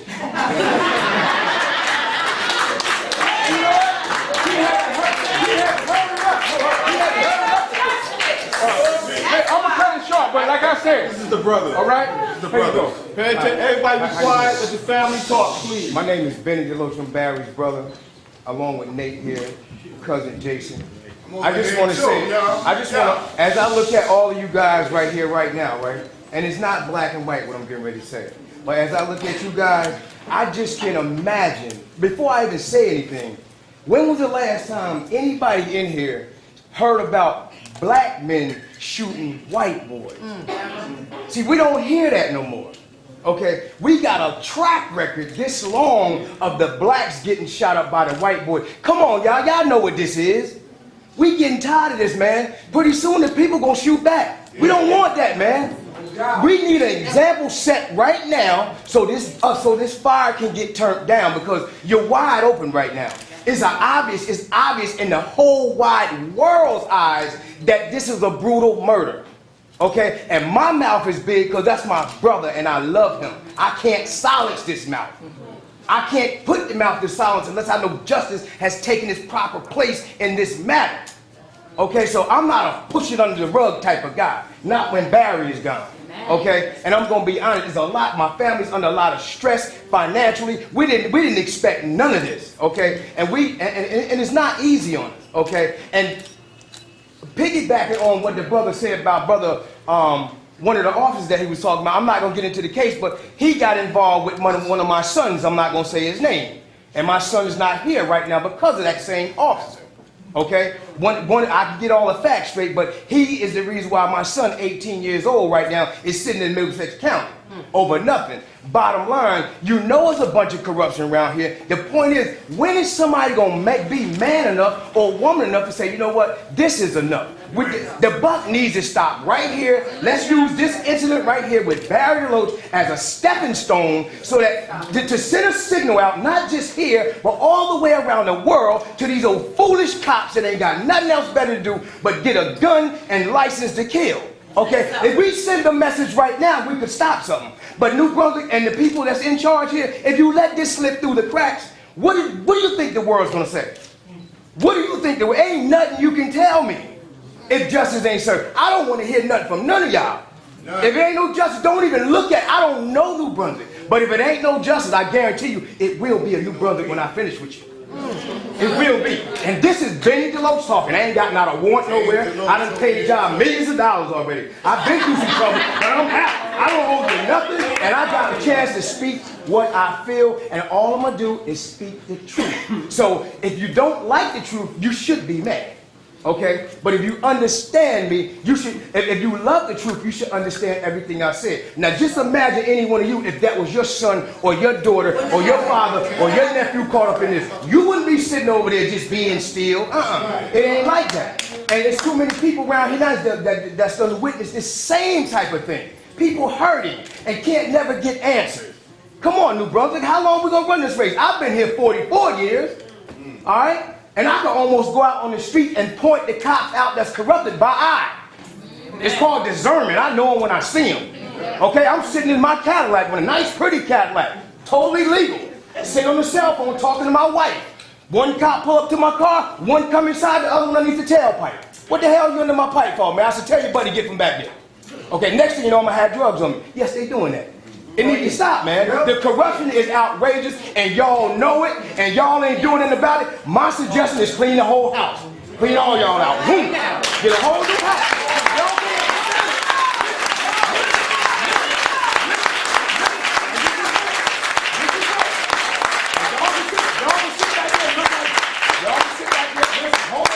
Y'all can sit there back there and look dumb all you want, but I'm gonna tell you.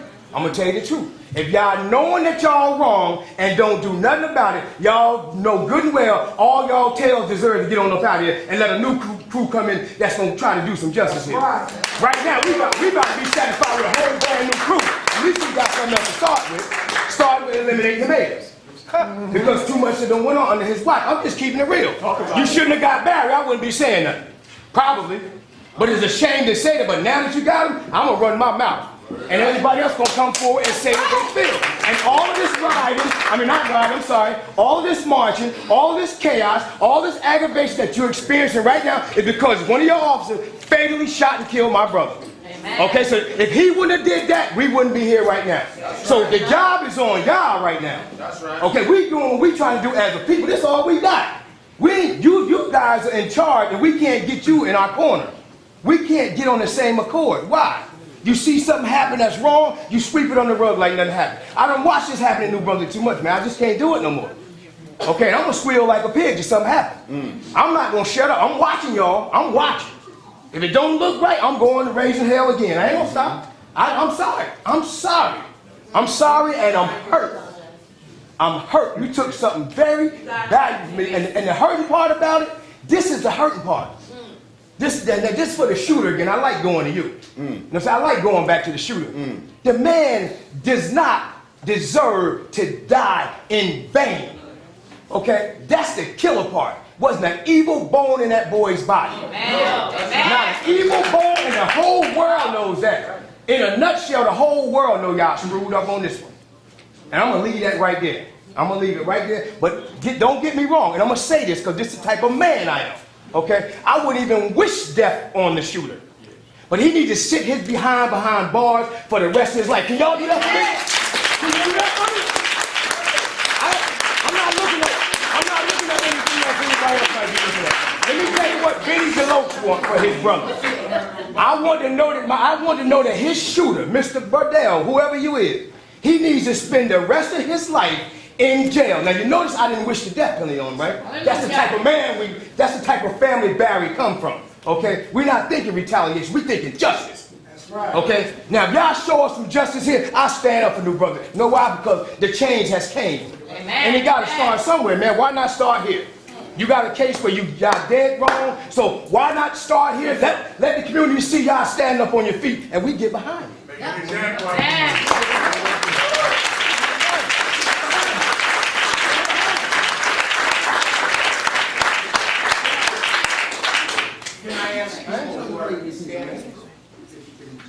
Clear out the front a little bit so I can recognize. Make an example out of police officers.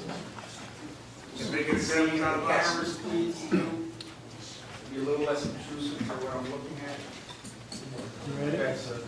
Okay, for the record, my name is Nate DeLoach, and I do not want to give out, excuse me, I don't want to give out my address. But for the record, I want you guys to go back to what I'm going to. Picture you getting that phone call and somebody telling you that a loved one has been shot by a police officer. Just picture that for 1 second.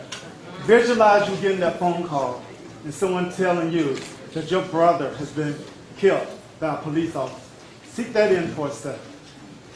Please, seek that in for 1 second that you got a phone call that your family member has been killed by one of your own. Now, when I got that phone call, my whole life changed. Come on, bro. We with you. Take your time, brother. Take your time, bro. We with you. My brother meant the world to me. You, New Brunswick police, took something of mine, which you gotta never understand until you walk in my shoes. Amen. Just imagine a police officer shot one of your loved ones and you got that phone call. How would you feel? Would you feel betrayed? Would you feel that justice been served because he shot your loved one? Or would you respond the way that we're responding now? Because we're not going anywhere. We're not. Because you have shot one family too many. Yes. And all you've been doing in return is sweeping us underneath that rug.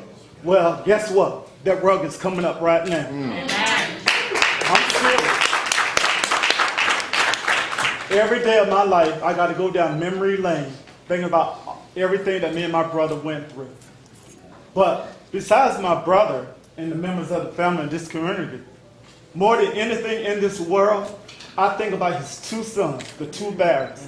Because when they shot my brother, they left two sons behind. Two sons that got to go through this for the rest of their lives. Do he understand that? What those two boys are going through? I guess not. Because it's not him. I won't be satisfied until justice is served. And I got New Brunswick to back me up. That's all we want. That's all we want. That's all we want. Everybody here in the back of me know my brother Barry for different reasons. You can talk to any of these people behind me. You'll understand that my brother was a respectable person. He didn't bother anybody. He minded his own business. That's why I'm saying he should still be alive right now. There's no justifiable cause for him to be shot. So the way I see it, that you guys owe us one. And if you don't want to do it for us, we're going to come until we do get it. And at the end of this, all I got to say is, all we want is justice. That's it. Because until we get it, we're going to keep on doing the rallies, and we're going to keep on doing what we're doing. And are we going to get the proposal that we asked? Talk.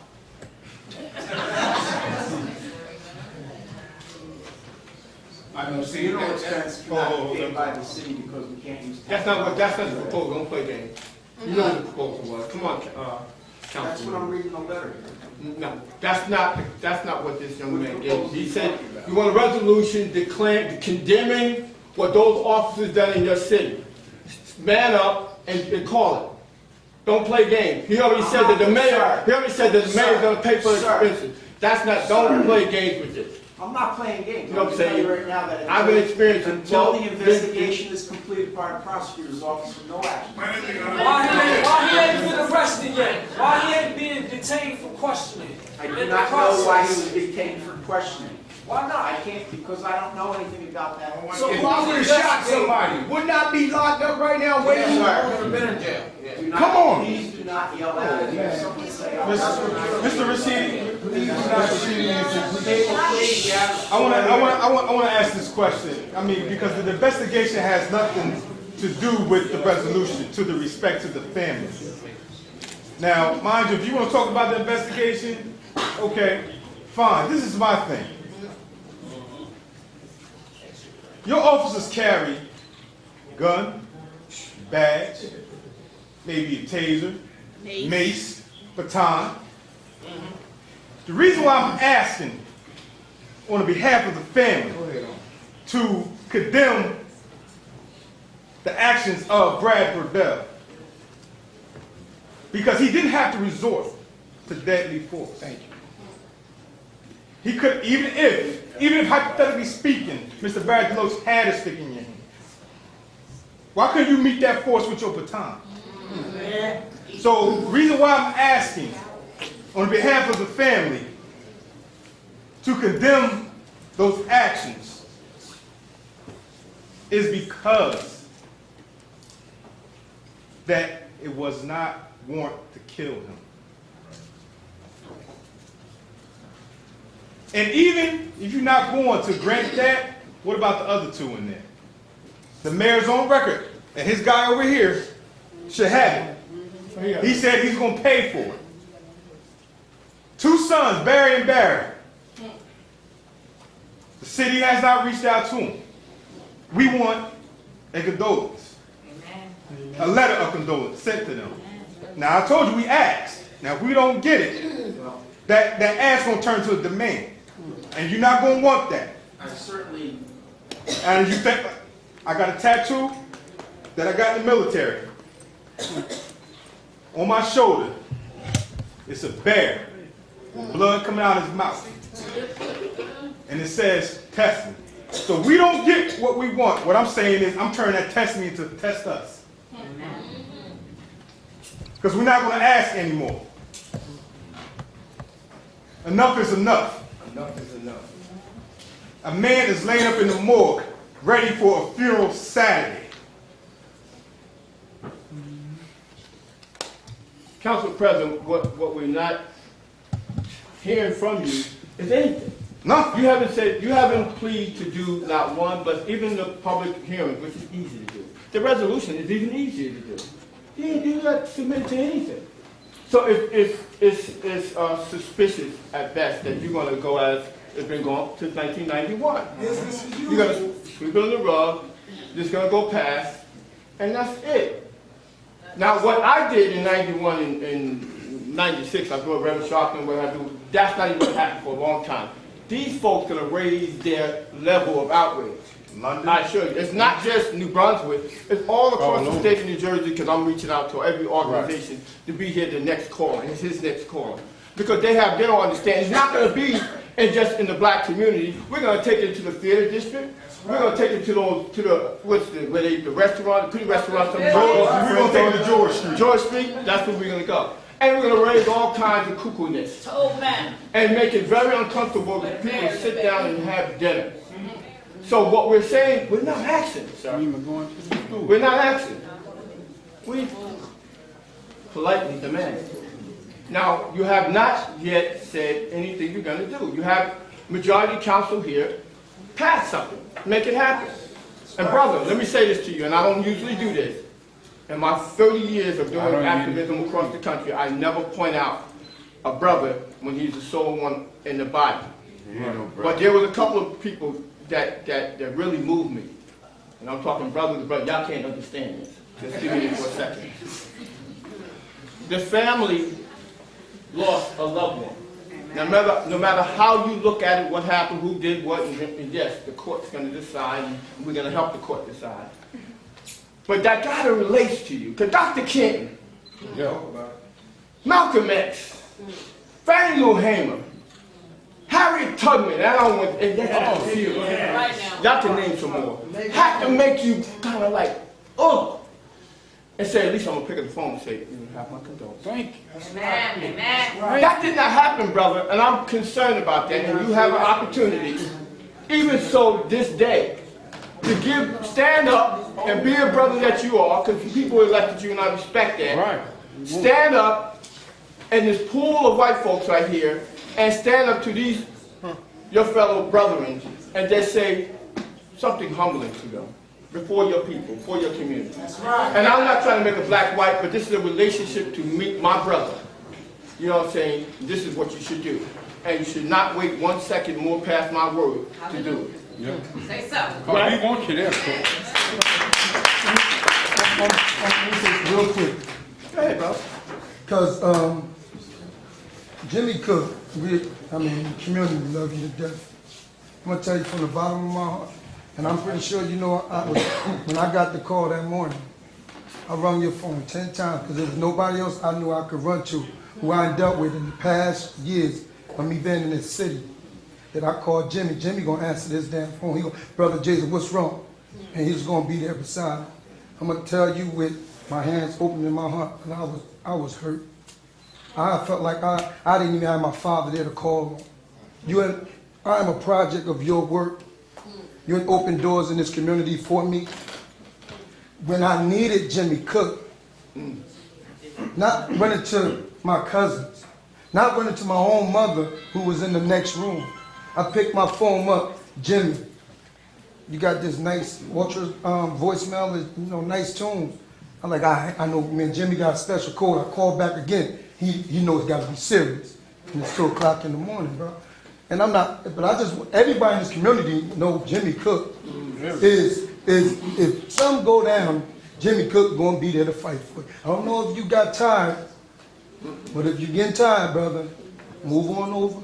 That's right. Let somebody else step up. I well respect you from the bottom of my heart, but I'm gonna tell you again, I just was so hurt. I couldn't even open my mouth. I saw you come up to the crime scene. You and your worker that you have here with you today. You walked over. You spoke to Jamal James, Officer James. You looked. So, all right. The family, we was all standing over there. I'm trying to get over there to you like a little boy running to his father.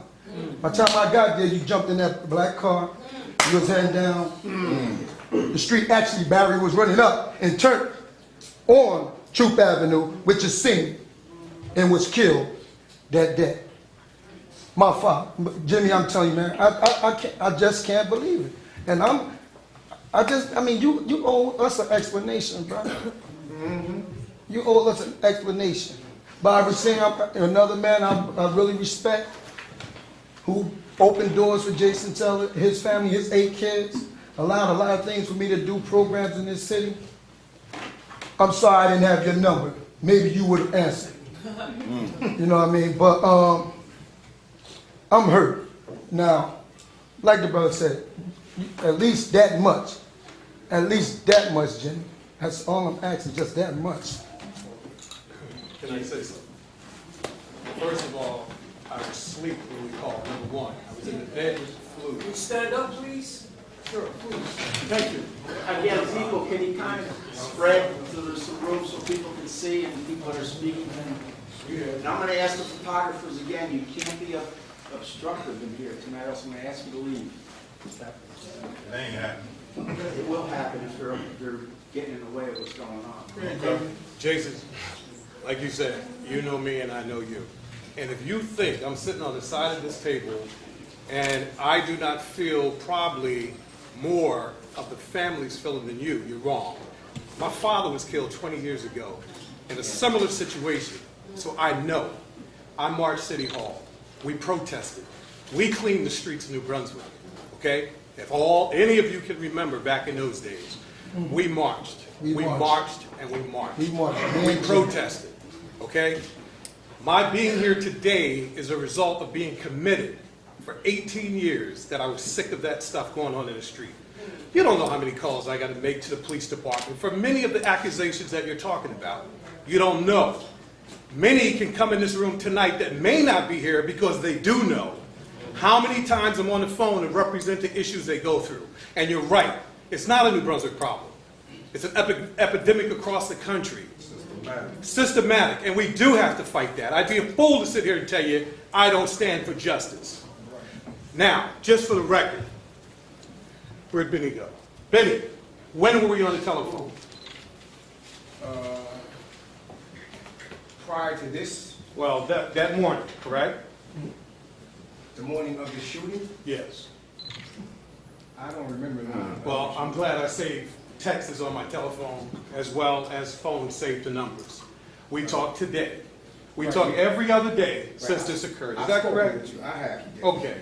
I understand that you're in a position. I don't want to put you in that position. I'm not here for that. Okay. No, I don't have to be here, Jason.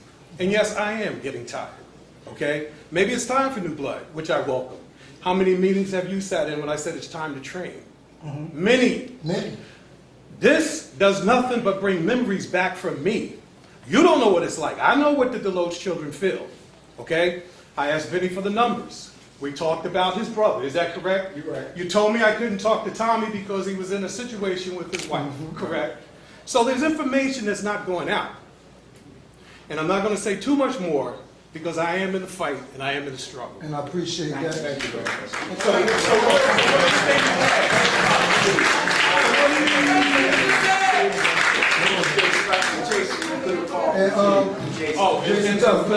Let me correct that. Many of these people at this table, we're not the shooter, okay? We're not the shooter. Bob Racine, I have to be honest too. He's been calling me around the clock. What can we do? We have a role to play. And the role is for every citizen in this city. I understand that. So in that role, we have to make sure justice is served. Okay? The test will be when the case is heard. What do we do then? Let me say this. I asked Mr. Cook to reach out to the family to see if I can call, because I know they don't know who I am. And I'm still willing to call and talk to the family at any time, give my deepest And the rest of this table. And the council feels that way. There's a lot of things going on through town that are half-truths, partial truths, and no truths. And Jason, you know you can call me. See, but that wasn't my point I was making to I know, Jimmy I'm Cook. saying. Jason, That was don't not, grandstand, because that you know was not word. my Excuse me, point let to me say this. Mr. Let me Cook. say this. My point to you Jason, was don't- that I was hurt, that You when I weren't called hurt. You for come to my early job in the every morning, day for Jimmy different Cook, things. and you did Every not day. respond. That's all, brother. I was saying. I'm ashamed of you. Appreciate it. You ain't I feel do the same, bro. You ain't do I nothing. feel the same. Okay. I feel the same, bro. You ain't do nothing. You ain't do nothing. You ain't do Listen, nothing. no, that's not what we here for, brother. And my record like yay long. Brother, this is Like not I what we're really here care. for. This is not what we're here for. That's not what we're here for, brother. I killed my cousin, bro. Painted my room. Yeah, I heard you. All we are asking. There's other people that do want to talk. Right, I just want to get an answer. Will any resolutions in that letter be met? Anything? Just give us one. I have no problem doing a letter of condolences to the family. That's it? That's what I don't know what the mayor promised last night as far as the funeral. Is that what you? Yes, can you, at some point before Saturday, can you have a meeting or find out what the mayor actually said? Because I was there. I'll talk to the mayor tomorrow. So in fact, if you find out the mayor says, you know, I did say that I'm gonna take care of the expenses, will that be granted? Will the funeral home have a check Friday for whatever the cost is? I don't know, I can't answer that. No, I'm saying if Mayor Cahill says, yes, I I said don't X, think Y, it's and something Z. the council can do, to be honest with you. I really don't, I don't think it's anything that we have a choice to do or not to do. Mr. Hamilton, I think what they want to know is what is the mayor going to do, and you can't possibly answer. As you sit here tonight, and what the mayor's going to do. You know that he's a man of his word, but you don't know exactly what he said, and you don't know if he's going to do it when he's going to do it tomorrow, he's going to do it on Sunday, he's going to do it next week. But I will ask the mayor, I will call him tomorrow and ask him. So is there a business card that I can have, because I'm the family, you know? I don't have it on me after the meeting. So a letter will go to the family? Yes. Barry, not The kids. the I don't want no children. motherfucking letter. Brother, relax, relax. You can, Councilman, Jimmy, maybe something that you can help them with. Is, again, the resolution and paying for the funeral, but I don't want to come back here 10 years. You said 20 years, I don't know who your father was, but Well, I also want to say to the crowd, many of your faces I recognize. Keep up the fight, stay strong, and stick to a purpose and cause. Do not get tangled up in agendas that have nothing to do with Barry. Absolutely. Okay, so family, you got my prayers, my condolence, as I have been giving. Thank you, Jimmy. You and Barry, you and I Thank you, know Barry. what we've been working on, Thank you. okay? And they don't need all this verbal, what they need is support. Absolutely. Dollars. Thank you. This is about the family. okay, say It's not about put you to work, really. It's not about this county, this is about the family. It's about his kids, his brothers, his sisters, his mother, his father, his niece, his about the community. Let's keep it back. Sorry? Go ahead, I'm sorry. What were you trying to ask? Again, what I was saying is because I want the council, I'm very familiar with dealing with city council, I know the power, I know what you can do and what you can't do. One thing I know, and Jimmy, maybe you can help them with, is the whole public hearing, and you know what that does. And the whole public hearing on this conduct here in the city of New Brunswick. Like I told you, there's been a number of folks that come visit the town have been assaulted by New Brunswick PD. And that's from Franklin and from North Brunswick. And I got a list of them. So what we're saying is that maybe you can introduce this councilman, a call for public hearing. So now when the public comes, it becomes documented, it becomes law. You know what I'm saying? So now it's just an outcry, it's just a town meeting, but we know what public hearing does. You know, I'm speaking the language that you council people know what that means. So when you call for that, then now we're talking about a singular issue that is affecting the entire community, not just the local, because there was Sister Adam, there was there was Sean Potts, there was many others. Now we're talking about dealing with a systemic issue here in this city that needs to be addressed by the city council. So I'm hoping that that's something that maybe Jimmy, and if you need some help with it, I can bring some experts to help you to develop that public hearing. Let me address that real quick. Sure. Immediately upon my father's death, a shooting in the community, we established, or I got involved, like I said earlier, and we established the New Brunswick Police Community Partnership Program. Many of these faces were not here, okay? It's a tough fight, because the fight is not just what that officer in blue did, but it's the daily fight that we have to continue fighting for in cleaning the community, okay? Number one, when we begin to focus on the real evils that we have within the community, and we all understand what that is, it will help in reducing what other folk come to do to disrespect. Now my point is, yes, you're right. I've already called for that. I ran myself the Police Community Partnership Program. Many of you know about that program. It was a partnership where we tried to mend the police with the community, taking police officers to take kids on field trips. They went fishing with them. Many of the African American cops were hired during that time. And there were, excuse me? And there were lots of changes and a lot of good things came out of it. But you're right, as time go on, different things happen. So I'd be more than glad to continue to push that, and I'm already in meetings to address that. I would like to see programs like that come back. And I know the people I'm sitting with today will support it, because what a lot of people don't understand is we're not privy to everything that occurs. We're not in the street every single day. And you're right. The moment I heard, I didn't answer his... Hearings are important so you can hear. You know that. We're not talking about these programs. That's nice.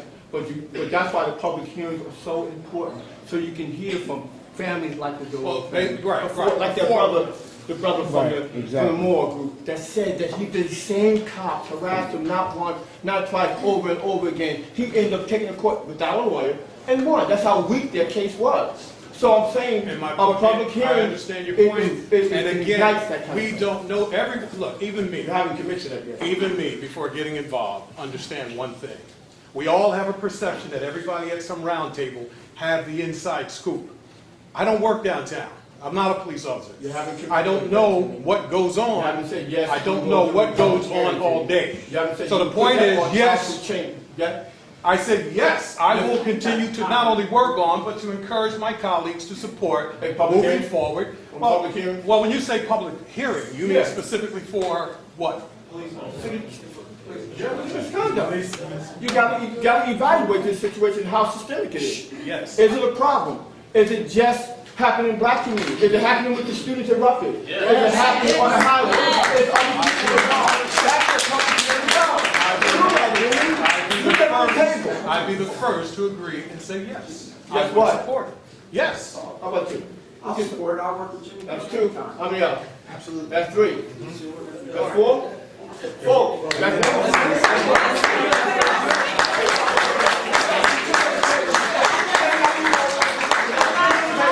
The Republican hearings in the city of New Brunswick. Can that be voted let me ask you, let me just add this. And Jimmy and I spoke to Jimmy yesterday. It will be, I'm not making any comments because it will be, in my opinion, in my view, it will be irresponsible of me to make a comment when I don't have all the information.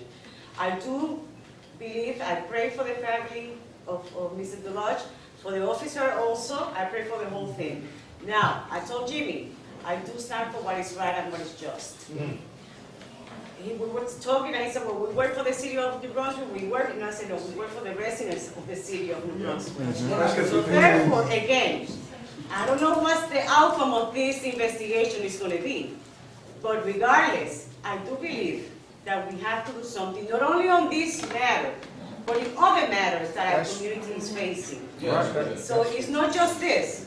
So what I do believe, and I do support it, just understand, and I even had conversation prior to this, that one of the things that I wanted to do when I came in here was to start doing public hearings just to hear the people, not just on police matter, on anything, because we usually don't at this moment, but I just want to make sure that you understand it. No, I was just there. So because I do understand, and I do believe that sometimes a city, and Is my accent bothering you? No. Okay. I'm not talking to him about it. Okay, so I just want you to understand that I do believe that as city council members, we need to listen to the people of New Brunswick. Okay, to the people, residents of New Brunswick is our first priority. Right. And I don't think that none of us in here will tell you differently. And I would do support a public hearing, the same for this issue as with any other issue that may come up that is affecting the So you would community. support a public hearing to review the citizenry complaints or issues involving police misconduct and what have you in the city? You got four, you kind of like a gray area kind of. Why is it gray? Because you're not saying, oh, well, oh, you stop. It's included.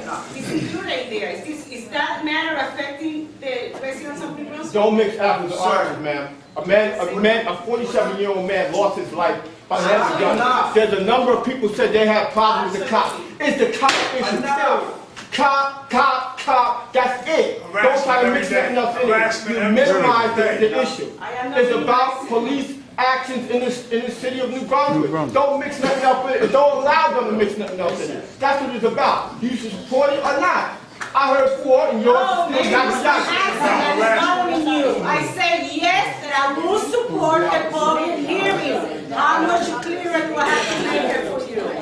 Maybe the public accent is bothering you. Enough. If this continues, I'm going to end the meeting now. There's too many other people that want to speak. What did I just say? There's too many other people that want to speak. So if people will let people speak, then I'll be able to call on them. So please, you're not ready to speak. Next. I want to speak too. Sit down, please, right now. I'll recognize you when I get to you. People, please, yes. People, please, if you can move back from the front so we can see who can speak yet. I want people who have not spoken to have a chance to speak. Yes, ma'am. Good evening. My name is Bruce I am a citizen of New Brunswick since 1959. I have seen a lot of things here in this community that is not right. Please, show some respect to the speaker, please. A lot of things that go on in the city is very incorrect. We have people sitting in places that have been sitting there for a long time, and I've always heard that still waters run deep. Well, now the waters are rougher. People feel privileged because they have certain positions to do things to people, not just people of color, people that don't have financial stability. These things must stop in this town. I've lived here so long, so I call the initials of this town New Brunswick, no blacks, and it's almost like that now. You know, I give my condolences to the family. I know these people, and you people sitting here at this table, all due respect, but you're going to get in your cars and go to Marlboro country. You're not going to have none of this. You're going to digest meals, go to sleep at night. This is not right. Things must stop today. We must stop being made to feel like that we cannot walk our streets, that our children cannot be harassed by people.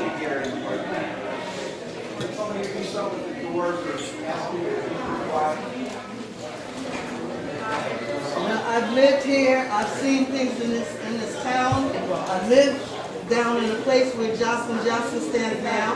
Another place over here on Harm Street where I was a teenager and I was babysitting. And the lady had to come home to her house with her friends sitting outside, moved to Newark that night. All these types of things, you know, if our children cannot walk the street and feel safe, and we cannot feel safe with our children walking the street because they're a group of two or a group of three, something's terribly, terribly wrong. This thing has to be settled, and it has to be settled today, okay? We must come to an agreement. Everybody put their clothes on the same way and sit on the toilet the same way. Have respect for another human life. That's all I have to say.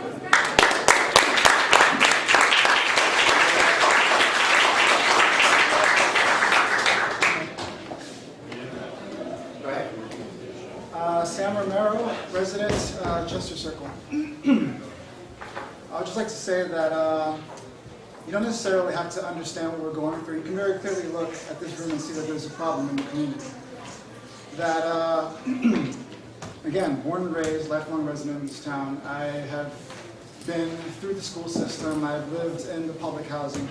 And really, I can't remember a moment where I thought of the New Brunswick Police Department as a protective force. I thought of them as an occupying force, brutalizing these communities, terrorizing them, doing all sorts of crazy stuff with impunity throughout all my life.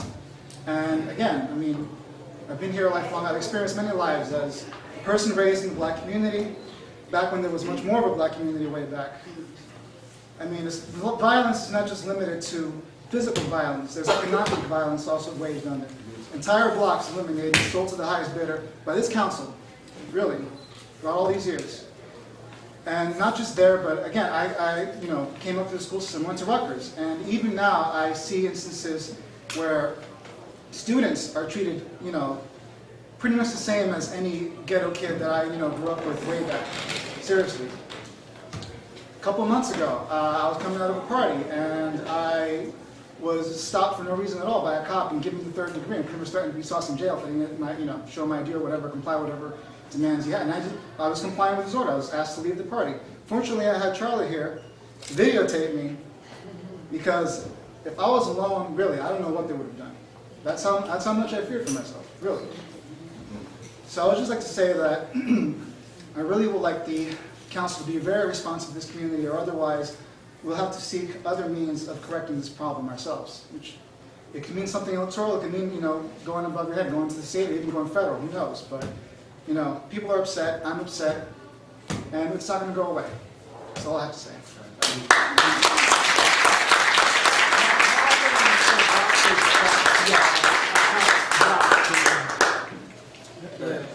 I come in the name of glorious supreme law. You could address me anywhere you see me. Now, one of the main problems that we have with the administrations and everything that trickles down from the administrations in this city is that you don't know how to deal with the young people in these communities. You only know how to deal with us with aggression. Every time I had something to say tonight, I noticed that you personally went out of your way to try to silence me, because you know that our voice is the voice that will move mountains. You didn't wait for you.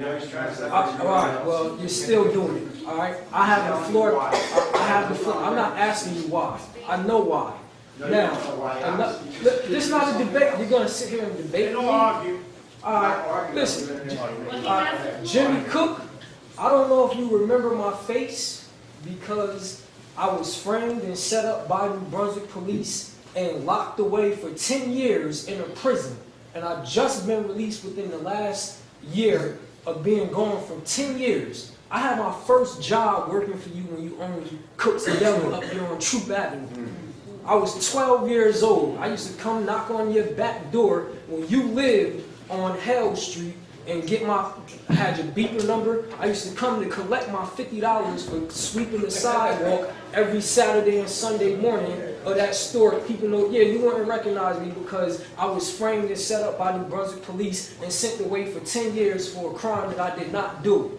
The officer's fingerprints was on the gun that they said that I had, that they didn't have at the time of the initial investigation. Prosecutor Cynthia McKinney withheld exculpatory evidence from the grand jury that would have stopped me from even getting indicted. Now, I knew, just like I know you, I knew Barry DeLoach since I was a kid, because anybody that went to AC Redshaw School, the public schools in this community, know that Barry used to work in our schools. And he used to look out for all of the young people in those schools. When I heard that he was the one that New Brunswick police killed, I said, what the hell is those people thinking? That man would not harm a fly. You want to pick on somebody, it's some roughnecks out there. How come you ain't out there busting your guns at them? And I'm not saying that police brutality is right on anyone, but they pick on the weak. They pick on people that they think don't have no type of knowledge to defend themselves in the court, for one. Young people, they think they're just gonna lock us up. They're not gonna go to the law library and learn anything. So anything is gonna happen to them during the process. It's not just the police department, it's this whole system. Just like the brother said, it's the judges and everything, because the judge, everybody knew. They let jurors go to sleep in my trial. The judge sat there and went to sleep on the bench. Judge Philip Paley sat there and went to sleep on the bench and missed crucial portions of my trial. My family paid Jack Venturi $20,000 to have me sent away for 10 years for something that everybody in the city know I didn't do. And it's not just a matter of one corrupt thing being addressed. Everything involved in the administrations of this city is twisted and turned upside down. And you sit up here and you look at us like you don't know why we here, like you can't understand our frustrations. You know exactly what's going on here. And the things that we demand, I got questions for y'all. I mean, I want some answers. I want to know, where is the arrest of the murderer of Barry DeLoach? Where is the arrest? You keep talking investigation, investigation. I was arrested pending investigation. I was detained for questioning pending investigation. He's at home with his family having a good old time, probably still getting a fat check at the end of every week. I see in this budget here that the police department, the budget's like almost $500,000 in here. It's the biggest chunk of money on here. And they ain't here ain't no proposal at all, anything in here about Barry DeLoach or his family. And the Brunswick Police Department is proposing they getting authorization to buy a new car, to follow protesters around and record them and not sit there and be doing whatever else they should be doing that they get paid by us for. I pay taxes. I work. I've been home and my parole officer will probably lock me up by tomorrow morning when he see this footage just because I'm speaking out, but I don't care because I'll go back and be a political prisoner for a cause.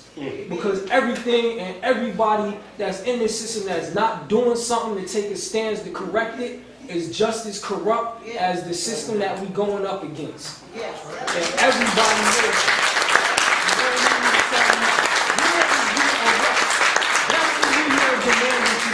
We want him arrested.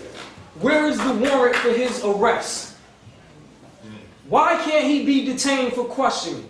Why is he at home living a luxurious life while we are out here trying to fight for some justice? You think I don't want to be home with my family, with my wife right now? Yes. You think we don't want to be, living comfortably, doing something other with our time than having to be here? We're here because we have to be, not because we want to be. There's a need, a necessity for us to be here. And we want an arrest. We want an official arrest. We don't want that bullcrap investigation that that is a conflict of interest. How is this system going to investigate its own? How are they investigating their own? You have to have an attorney general come in from another district or from the federal system or the courts to conduct an investigation to ensure that it is fair and impartial. So New Brunswick is going to investigate. This is not the first. It's not investigated. So who? Middlesex County. Middlesex County. New Brunswick. Middlesex County.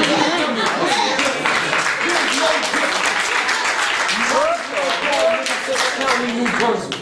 It's the same thing, the same system, the same people, the same devils. Yes. The same devils rearing their ugly heads to do the same thing they've been doing. Yes. What's going to change? They investigated the last murders. They investigated every murder that there's been in this city. Has been Middlesex County investigating it. And that's why nothing has ever happened. That's why justice has never been served. So we'll just put a petition for that as well. The Attorney General of the state of New Jersey gets notified right away too. He gets notified, but does your office or the people who have power in your administration, you yourself, petition or send a calling for an outside attorney general to come investigate it? Or are you comfortable with knowing that Middlesex County is going to investigate it and nothing is going to happen and it's going to get swept under the rug, and you hope that we will silence our voices in due time and this will just be something else that passes? What I want to see is justice done. I believe the Middlesex County Prosecutor's Office are the ones that are going to... It's a conflict of interest. How I can you don't sit there and understand. say you bring it to an investigation that you know is a conflict of interest? That's like you saying, all right, so that's like you saying if supposedly somebody, if you killed the man, so you want your board right here to go out there and do the investigation, knowing that you have ties and connections with all of them and a lifeline to their careers and everything that they do for their stability. So you're saying you're okay with that? You're okay with Middlesex County? I'll get with you in a minute. Because you just been sitting there with your face all screwed up and soured up all night. Well, listen. I would like to know, when is the arrest or a warrant for the officer's arrest that murdered Barry DeLoach gonna be served? And what can you do to ensure that it is? Mr. Hamilton, on the legal side, they're in the process of The investigation is in the hands of the county prosecutor.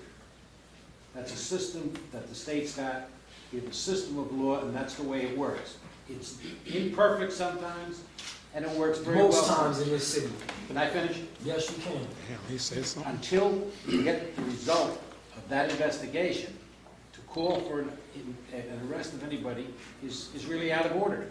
If it's determined, either by the prosecutor or by a grand jury, that there was improper conduct on the part of the police officers, they're going to be held to account for it. Now, you may not believe that, and I can't prove it to you, and I don't know what's going to happen.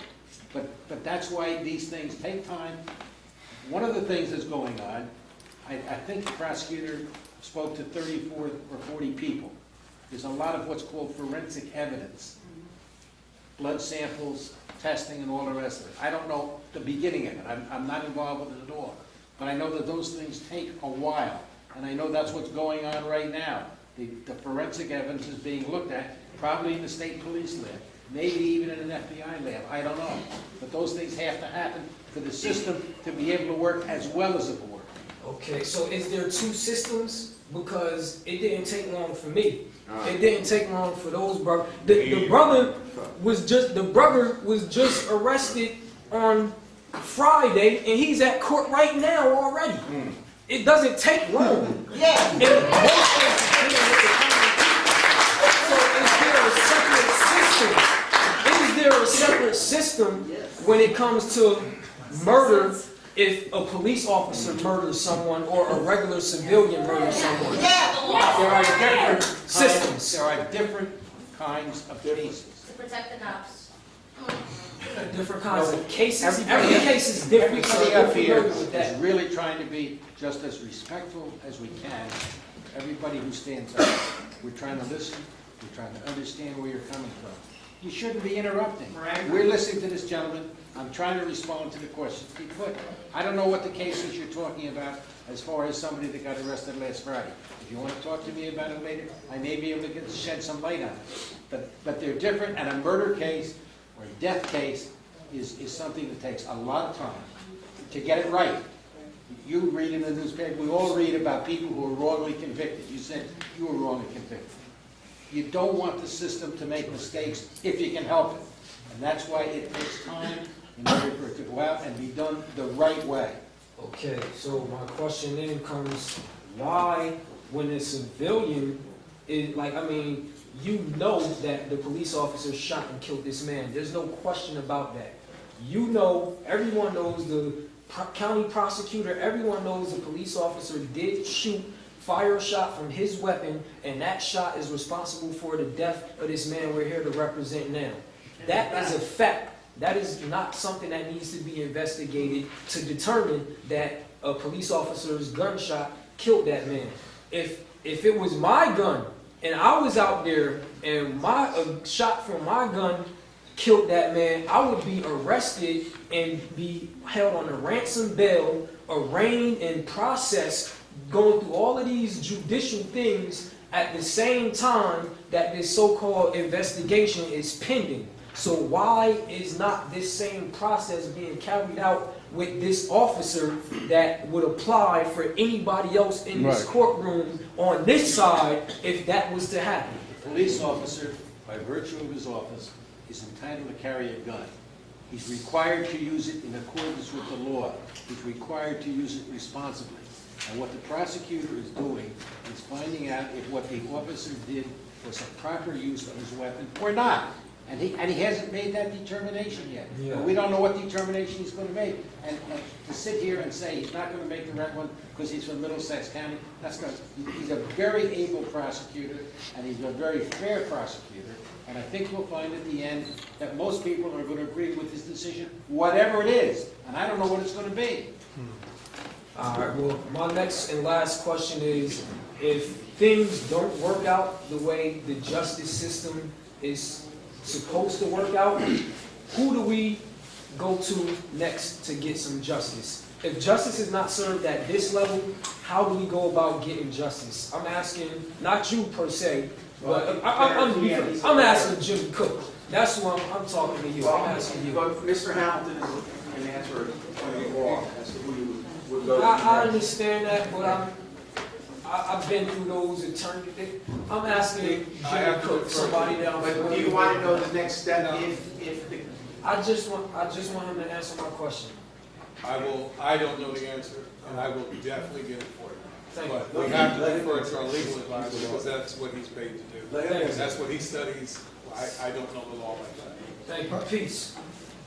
Right here, Jake, let me do I just want to ask a question on behalf of my family that was been asked since day one. We just want to know who makes the call, determine if when an officer is being investigated, that they be put on desk duty or suspended with pay or without pay. Who makes that determination in the department or within the city? What I understand, it's a state law that a police officer, or I don't know if it's every municipal employee or just Police officer. police officers put on administrative leave with pay. So it's a state thing? Yes. Unless he's indicted. If he's indicted, you can put him on. Then come back to you guys. Go ahead, sir. My name is Henry Torres. I'm from New Brunswick, New Jersey, and I'm also part of the human race. This is not about color at all. I know I look at your faces sometimes, and you might say, I don't know you personally, I respect each and everybody out here, and I wouldn't want to be in your shoes right now. But I'm 40 years old, and I lived in this town all my life, every part of this town. How can you expect to change the city when every single day, this is not exaggeration, if I'm walking down the street, I'm being harassed. Yeah. If a white man is walking down the street in the so-called ghetto, he's being harassed, so it's not a color. How can you change the system when one, maybe 80 or 90%, don't quote me on this, but I'm pretty sure maybe 80 or 90% of police officers are not from this city? Right. How can I respect a man who goes back home to his family and beats up on me early that night? You understand what I'm saying? This is not a joke anymore. This is serious. People shake their head and say, oh, I know this guy. They say he was nice and he was nice, but then he was bad. No. Barry DeLoach was a beautiful man. And so was Sean Potts. So was Sylvia Parsons. So was Cissy Adams. And so was the millions of people in this town that get harassed every day.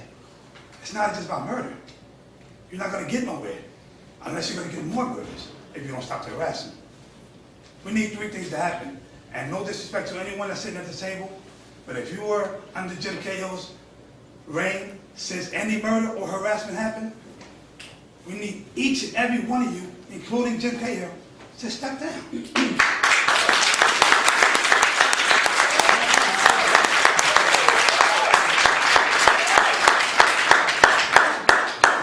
We need some compensation for the burial. Okay, no one here did it personally. That's the least that this city can do for that man. I mean, that's the least. And three, I have more than three, but I'm just gonna say the main three. Those two police officers, how can you just suspend somebody when you're going? State law. State law. State law. An investigation, and once again, maybe I said it wasn't about color, but sometimes it is.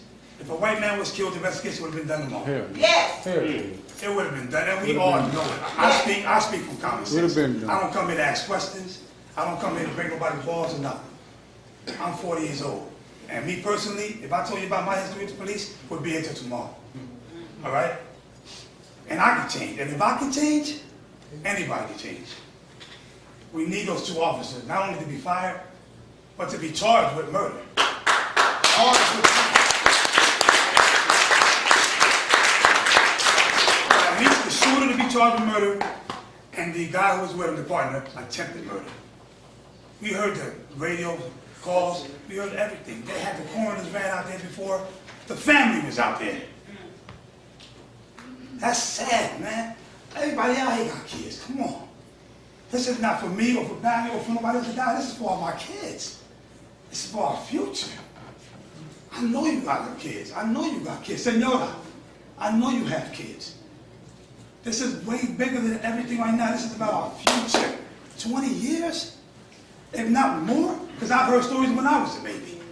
So more than 20 years. We have to do something. I don't know what proposal we're going to come up with, but I guarantee you one that we definitely need is some cops that are not going to be harassing us every day. Because you can't fix nothing else. If I don't respect you as a police officer, we're not going to have no relations. And I'm not going to respect you if I know that you're going back home to make love to your wife, to play with your kids, and you just got finished killing a man. How can you look at yourself in the mirror and say you're a man and protect my people and my city? I don't care about the other parts of the world right now. I cry for everybody out there, but this is where I'm going from. And it hurts me. It hurts me. Barry, Sean, Sissy, my brother, everybody who was murdered or police brutality or just anything in general. It has been going on too long. And I know that this meeting, sorry to say, might just go over, and you guys might just go back and, hey, kiss your wives and husbands and all that. But guess what? If you don't stop police brutality, and I mean really stop it, it's going to be some murders, right? But it's not going to be us no more. And that's sad to say. I would never wish this on anybody. That's so true. Never. But that's what you're waiting for. What else can we do? I'm 40. I'm looking at people 20 years old, 10 years old out here in the audience. They haven't seen nothing that I've seen. I haven't seen nothing that you've seen, Mr. Cook. I haven't seen nothing that the man over there that's 50, 60 years old seen.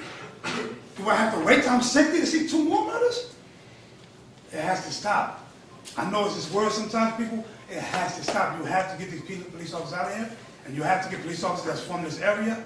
I'm pretty sure, I know personally 10 police officers that applied for police licenses years ago. And they have not one record. And they're not even a police officer in this town. Where they at? Why haven't they hired them? That's all I have to say, man.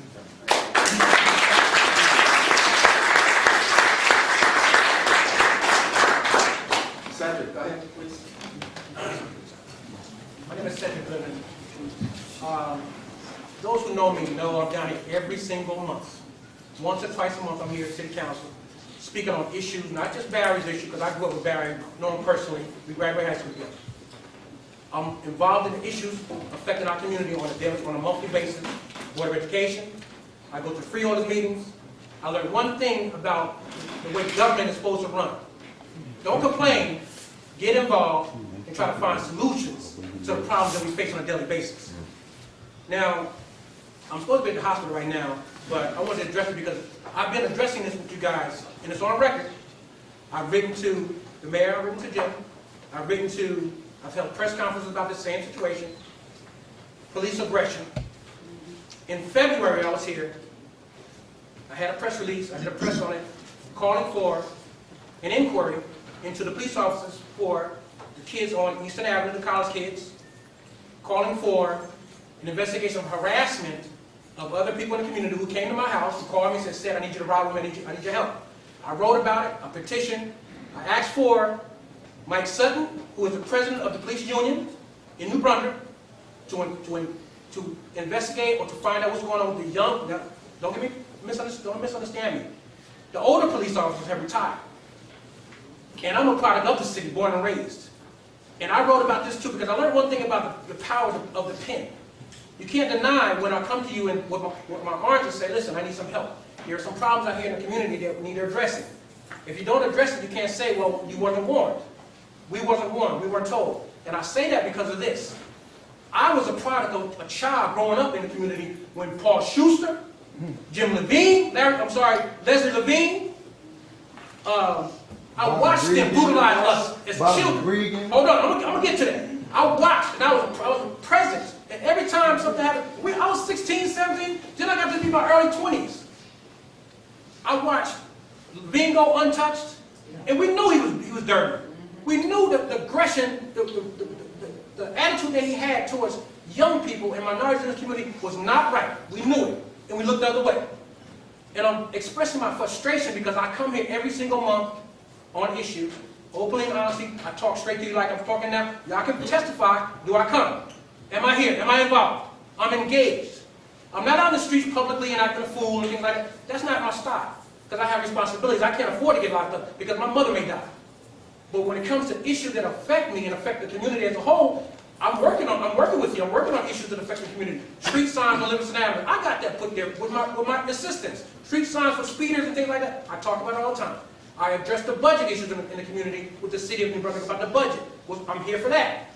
So when it comes to the police, constantly, the young officers now, they come out of the academy, we get block grants, or we get grants to fund them, they don't come out of the academy, and they come to this city to work. And they have a privilege. They are privileged to work for us. We hire them, or we rehire some who have been laid off, and they come to our city, and they exploit this community.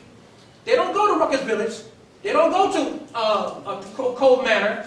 Okay? They don't go to none of the areas, Ward 6. We got Ward 6, the Brugalo Parks. I know where everybody lives. I'm involved. My point and my concern is this. I've come to you. Other people have come to the community, to the board to say, listen, guys, we have a problem. We need to address it before we get out of control. I called for Schuster, Leslie Levine, and Sergeant Billy Oles last year. I called for their resignation last year. You know why? Because God said to me, you know what, Cedric? Don't complain. Get involved. Find out what's going on. Because when I moved back home in 2005, the same police officers that abused me growing up in this community and my friends, that I know these kids. We grew up together. I can't speak for the generation before me. I'm speaking for my generation. Jimmy's older than me. We know each other. Okay? But I'm talking about my generation. I was in the projects on a daily basis. All my friends went to school. We grew up together here. The same police officers were brutalizing us then. I'm 47 now. The same police officers still working for the city of New Brunswick, getting their pensions, getting getting our tax dollars, and walking and leaving the community, going where they want to go and live their quality standard of life.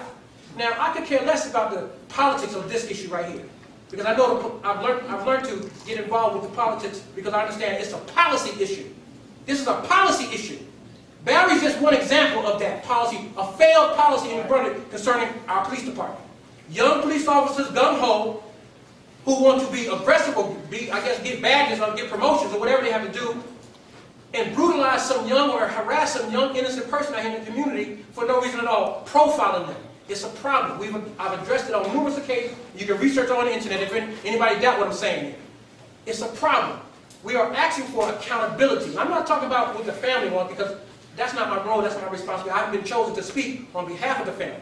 But if they need my assistance, I'm here. I haven't been at some of the meetings, brothers, so you don't know. I haven't been at some meetings because I've been sick and my mother's been sick, so I had other responsibilities to take care of. But however, this issue right here, there's nobody in the world can tell me, who know Barry, that he had a weapon. Not nobody. I knew that brother very well. We grew up together. We played basketball together. Matter of fact, we were all on the same basketball team when Jimmy Seaman Sr. was the superintendent of recreation in New Brunswick. Those who know the history of our city know Mike Blackwell came behind him. But see, I'm a product of this city and the community, so I can tell you the history.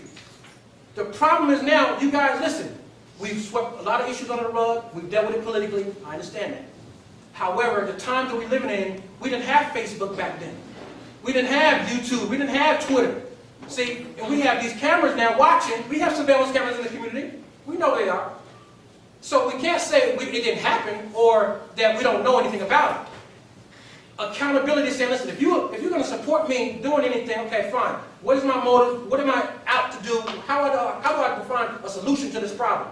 You have a problem in our police department, okay, and bringing back the same people to continue the same policy is not going to work. Anthony Caputo should not have been brought back to be the director of this police department.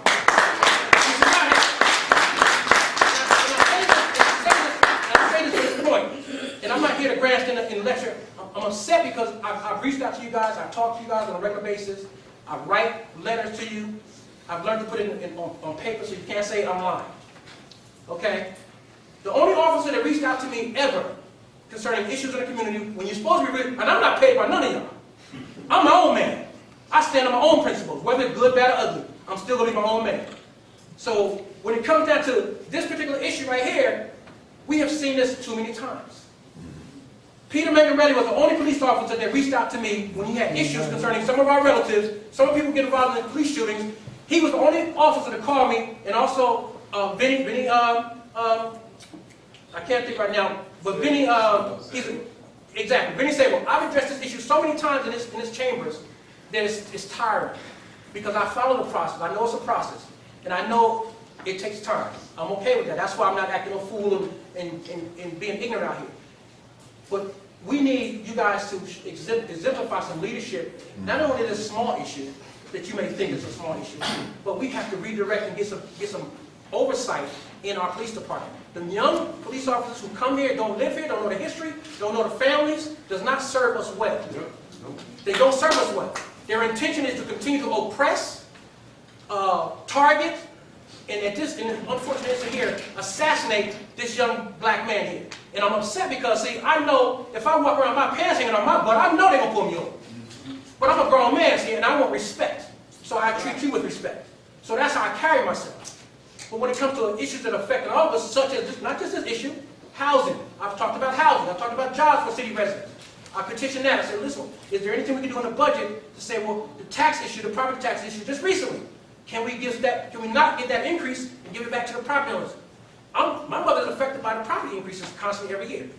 Every year, we raise our taxes and property. So the seniors can't afford it. So these are similar issues that we are addressing. Some of us are out here advocating. True advocates are here every month. True advocates are at the Board of Education fighting for issues concerning our children.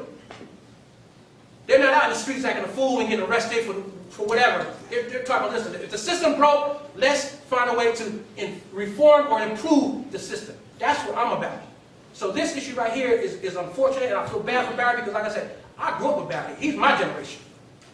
And I know can't nobody justify him saying that brother had a gun. He had a weapon. That you can forget that. If Barry was running, he was scared. And I know Barry probably stopped and said, okay, you got me. That's how I know that brother. He would have said, because Barry never been violent. He never been violent. I grew up with him. He never been violent. He never been a fighter. That's not in his character. So for whoever the police officers are, and I don't need to get into name calling and all the ignorant stuff, that's not productive for me. What's productive for me is for the city council to take a stand and say, you know what? Well, we seriously need to look into this matter and call on an independent police review board or an outside investigation to say, listen, we got some problems down here, we need to look at this, we need to do some sensitive training. That's one area. How about some other things such as aggression? You can taser a man, why you gotta shoot him? You can taser him, you got pepper spray. So you can't tell me that he was a threat to you and you shoot him and kill him. With his back turned. So our frustrations, you gotta understand, it's not personal. It's not personal. We're talking about, we got a system that has a problem. And how do we fix the system? So that's where Cedric Goodman's gonna represent from that point. Not from the violence. And I understand the frustration. I'm no fool. They're angry. This has been going on for a long time. So my suggestion and my input, I hope is heard, and I hope it's respected and valued, because I've been documenting everything I've tried to do with the city council as far as to look into aggressive police officers, our young police officers, because again, they're here supposed to serve us and protect us. But obviously there's a problem and no one's addressing it, and this is the result of that. So the older police officers have retired. They're home, they're living their quality of life. They have trained and given the same attitude to the young police officers. And until the community rises up and say, listen, you know what, this affects all of us. Latino, black, Asian, whatever other ethnic group lives in our city that's still here. It affects all of us. But I would hope that the city council would take a position and say, you know what, okay, we need to look into this and we need to call it a publicly, and I know it's going to be politics. That's normal. I know what that's going to do. But I'm talking about from a systematic standpoint to say, you know what, well, let me think about this. Election time is coming up next year, y'all. We got a presidential election. We got Democrats. We got people running for election next year. We need to answer to our constituents and say, you know what, we're going to need these people next year. So if you want to need me next year, guess what? I want you to address this issue this year. And this is an unfortunate instance. So address this issue this year. You won't have no problem getting the support in the community when we all sit out here to say, you know what, we need your support to re-elect or elect this particular party or this particular person. I'm not interested in party politics, Republicans and Democrats, because if you ask me the truth, ain't one better than the other. That's right. Ain't one better than the others. We just selecting the lesser of the two evils. The rich getting richer and the poor getting poorer. Right. So that's real talk for me to you guys because I'm hurt by what I've been seeing, the exploitation, and no one answering, no one trying to give no accountability to the community. So I'm asking and I'm pleading with you. If you don't like me, that's cool, I can live with that too. But understand, people speak truth to you. Sometimes it's a warning. They say, listen, there's a bigger tidal wave coming behind us. You got the younger generation. I'm getting old. You got the younger generation. They don't have respect for me. They don't have respect for me. They sure don't have respect for the elders. And ain't enough jail. We don't even have a capacity in New Brunswick to hold them all, so we're going to have to ask for reinforcement from the county level or state level. So before these young kids get out of control, we don't have to lock them up. Address what their pain is. Address it. Take the leadership role and say, listen, let me find out what's going on with these young kids and listen to them. So in conclusion, y'all, I want to thank y'all for this moment. I hope you guys do the right thing.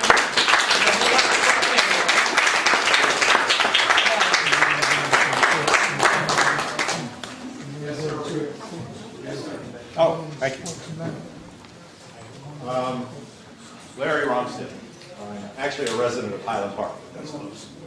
I'm also a faculty member of the Rutgers University. I teach in the chemistry department. But that's not really what's important tonight. What's important for me tonight is what I've been listening to here, which is really heartfelt testimony. Okay? And it's just fantastic. And I think you guys, and I only have to say this briefly, should think very creatively now.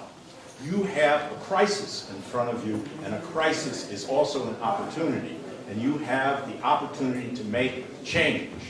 But you make change by putting people first, ahead of profit. Now is the time to put people first. And so listen to the community, get their testimony, have hearings, and do that. But I also want to tell you about something else. I'm a member of People's Organization for Progress in Newark. I've been a member for about 4 years. I go to most of the weekly meetings that they have, and I participate in a lot of the events that they have when I can. It's a bit of a trouble. What's really important at Newark meetings is that they are deep in the community of Newark. And people bring their problems to power. And I have been listening to personal testimony like this from people about police brutality for 4 years. POP does what it can to provide those people with legal and social and personal support. But it's really hard. Why? They face the police bureaucracy. No information. Don't have the paperwork. Can't give it to you now. Send down your lawyer. Do all of this stuff. It's all in the way. You guys have got to clear the way. Clear it. Make things work. Okay?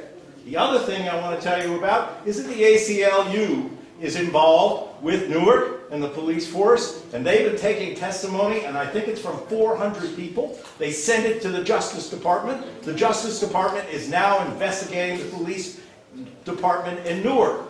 Consider that possibility here. That you could bring in the feds and have this department investigated. Better you do it yourself. Do it publicly. Do it openly, and do it with the involvement of this community. Support this community. Support the people in it. Please. Because otherwise, things will get worse. The system in the United States is broken right now. The discrimination and disparity in wealth is and power is absolutely enormous. As the representative of the people, and these are the people, you need to support and protect them. You were elected to do that. Please do it. That's it.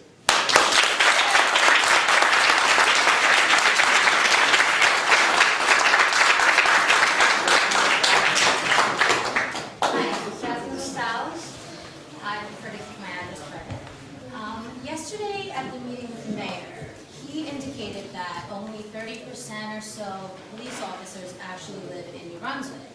He stated that they live in New Brunswick while they apply and they get their residency here and then they move away. I feel that this is probably a big part of the problem. The police officers are not reflective of the community, they're not part of our community, so they don't care about us, which is why they treat us this way. Is there a way to ensure that the police officers that work for the NBPD live in New Brunswick? I'm not sure, Mr. Hamlin. Only if you get a change in state law. State law says that other than requiring residency at the time of hiring, that you can't make police officers live where they work. We don't like it either. Yeah, I tend to agree with what you said, and I know years ago, many years ago, Dave and myself, I had 3 neighbors that were all on the police force, and they were there, and they stayed and never left, and they grew up in New Brunswick, and I agree with it. That is part of the issue is they don't know maybe not know the community as well as people who grew up here, went to school here, and had connections with everybody within the community. So if it's something that we'd like to do, could do, I don't know if it's possible, but I guess we're gonna have to go after the state law. yes, that'd be great. Great, yes, name and address. My name's Dan Cummings. I'm a resident of New Brunswick. I'm here as a New Brunswick resident and also as a member of the Central Jersey Coalition Against Endless War, a local peace group. And you know, typically we deal with endless wars abroad. And one thing that we found is that when you're trying to figure out what the problem is, you need to look at the money and you need to look at the system. When you look at the money in New Brunswick, and I did look at the money and where a lot of it's going, and much of it, from what I can gather, if I'm doing my math correctly, about a third of the payroll, at least, is going to the police. And I'll tell you this, between police, fire, and insurance, it's over 50% of the budget. okay, so that's where money's going. And I looked at other parts of the budget here as well. If we look at recycling, not much money. If we look at Division of Health, not much money. If we look at Senior Resource Center, Dial-A-Ride, Youth Services System, Division of Parks, there's just not much money going there, but there's a lot of money going to the Department of... The number of employees in each of those departments. The police department has a vast number more than, say, the parks or the Dial-A-Ride. And that's the problem, is that we're not funding these programs to the extent that they need to be funded. Unfortunately, we're funding the police too much, and what we've gotten is, as people have testified here today, we have gotten not what we're paying for. There's a lot of police brutality in this community. There's a grieving family, the family of Barry DeLoche, that needs justice. And you know, when you follow the money in New Brunswick, it's going to take you to George Street, it's going to take you to the Heldrick, it's going to take you to the Theater District, it's going to take you to J&J, it's going to take you to Rutgers, okay? It's not going to take you to Troop and Handy. Don't forget the new building, Eastern Avenue and Somerset. Yeah. And so the big problem in New Brunswick is the big problem all over the place, which is the issue of poverty. And when you start addressing the issue of poverty in New Brunswick, when you start really looking at that and just stop rearranging the chairs, the deck chairs on the Titanic, that's when you'll go after some of these major issues that you have, police brutality being one of the major ones. There are over 50,000 residents in New Brunswick, and unfortunately, the city council, the mayor, is not working for all of them because we have major problems in this city. And if you transplanted someone to in front of the Heldrick and then you brought them over to Troop and Handy, they wouldn't think that they were not only in the same city, they wouldn't think they were in the same state or the same country. And it's a shame. It's a God shame that we've gotten to the point where we have sections of our town where people are getting gunned down by the police, and you have other sections of town where everybody thinks that everything's going fine, where everybody thinks that everything's okay, and that you can go to the theater, and then you can go outside and you can grab something to eat, and then you go into your parking garage, you grab your car, you hop on 18, you get out of town, and there's people dying on our streets. And that's disgusting.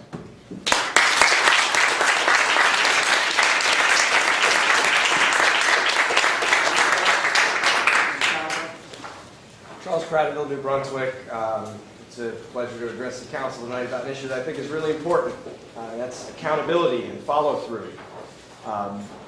I was here, sitting right here in the month of February, when you guys all had not one but two Democratic committee people that were elected by their neighborhood speak to you about the very same issue, police brutality. No one died, but you had the father, a former cop himself, who spoke to you at length about what his son, an innocent man, a Rutgers student, went through when police, not in their uniforms, but in plain clothes, broke down the wrong door, and this young man woke up to being beaten up by police officers.